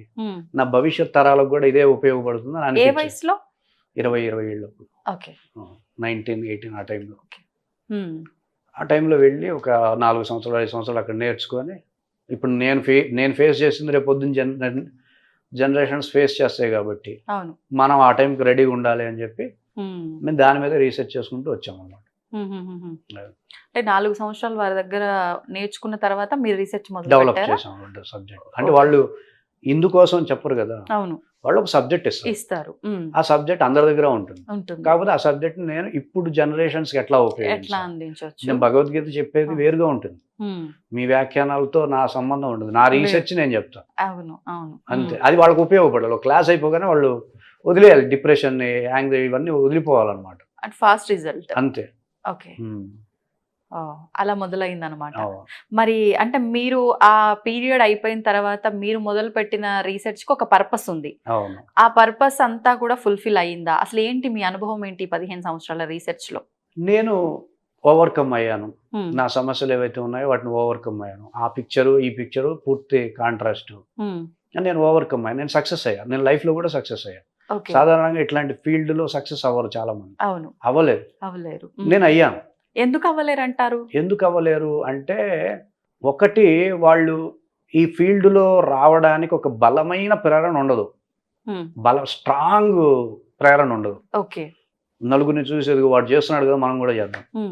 ఇప్పుడు ఒక ఆయన ఏదో బాగా చెప్పేసేసి బాగా డబ్బులు సంపాదించాడు అనుకోండి, ఆయనలా మనం ఎందుకు అట్లా వస్తారు చాలా మంది. అట్లా కాదు, ఒక స్ట్రాంగ్ ప్రేరణ ఉండాలి. వివేకానందుడికి లాగా, పాణిని గారికి లాగా, అర్జునుడికి లాగా ఒక స్ట్రాంగ్ ప్రేరణ పడితే అప్పుడు వాడు ఎనర్జీస్ అనే బుద్ధుడిలాగా, అలాంటి ప్రేరణ నాకు జరిగింది కాబట్టి నేను దాటాలి అనేటటువంటి ఒక సంకల్పంతో వెళ్ళాం కాబట్టి నా కోణంలోనే ఆ వ్యవస్థను మొత్తాన్ని రీసెర్చ్ చేశాం కాబట్టి నాలాంటి సమస్యలు ఎవరికైనా కలిగినా సరే నేను గైడ్ చేయగలుగుతాను. అంటే ఇప్పుడు ఇది సమస్య, దానికి సొల్యూషన్ అని ఆ వేలోనే వెళ్ళిందా మీ రీసెర్చ్ అంతా, లేకపోతే ఒక ఆధ్యాత్మిక మార్గంలో ముందుకు వెళ్తున్నా అనేటట్టుగా? నాకు ఎట్లా ఉంటుందంటే, ఇప్పుడు నేను క్లాసులు చెప్తున్నాను, స్టూడెంట్స్ వస్తూ ఉంటారు, స్టూడెంట్స్ సమస్యలు చెప్తూ ఉంటారు, నాకు అవి కేస్ స్టడీస్. నాకేంటవి కేస్ స్టడీస్, ఇన్పుట్స్. అవి వాళ్ళకి నేను వాటిని బేస్ చేసుకొని ఎలా ఏ సాధన ఇవ్వాలో వాళ్ళకి ఇస్తాను, వాళ్ళకి మార్పులు వస్తాయి, ఆ మార్పులు ఫీడ్బ్యాక్స్ ఇస్తారు నాకు. సో అది నాకు పూర్తి స్థాయి సైన్స్. నేను అట్లా డెవలప్ చేశాను సబ్జెక్ట్. వన్ వే కాదు, 2 ways లో. అది 2-3 రకాలుగా ఇద్దరు వ్యక్తుల దగ్గర అలా సేమ్ యాజ్ ఇట్ ఈజ్ వస్తేనే అది సక్సెస్ అయినట్టు. నాకు అట్లానే వచ్చినాయి ఇప్పటి వరకు. ఓకే, అంటే దాంట్లో మనం ముందుకెళ్తున్నప్పుడు అప్ అండ్ డౌన్స్ ఎన్నో వస్తాయి.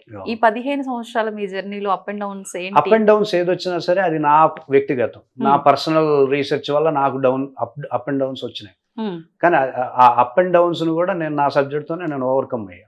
ఓకే, అంటే అనిపిస్తుంది కదా ఒకసారి డౌన్ కి వెళ్ళినప్పుడు ఇంకొద్ది ఇక్కడతో ఆపేద్దాం చాలు, ఇది జీవితం కదా, ఇది జీవితం, నాది లైఫ్. ఇది ఎంత డౌన్ వచ్చి అప్ ఎక్కితేనే కదా బ్రహ్మాండాన్ని చూడగలిగేది. అసలు డౌనే లేదు, అప్పు లేదు, ఫ్లాట్ గా ఉందంటే ఏముంటుంది? ఎంత డౌన్ లోకి వెళ్ళి లేస్తే అది నీ సత్తా.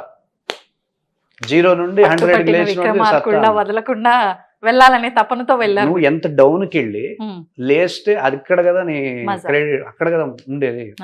అప్పుడు భగవద్గీత గురించి చెప్తాను నేను. అట్లా నిన్ను రోడ్డు మీదకి వచ్చినా సరే నిన్ను మళ్ళీ నువ్వు ఎక్కడికి వెళ్ళావు అక్కడికి తీసుకెళ్ళగలిగితేనే కదా భగవద్గీత గొప్పతనం. అటువంటి భగవద్గీత అనమాట. సో నేను డౌన్కి భయపడలేదు. డౌన్ ఎంత వస్తే అంత హ్యాపీ మనకి.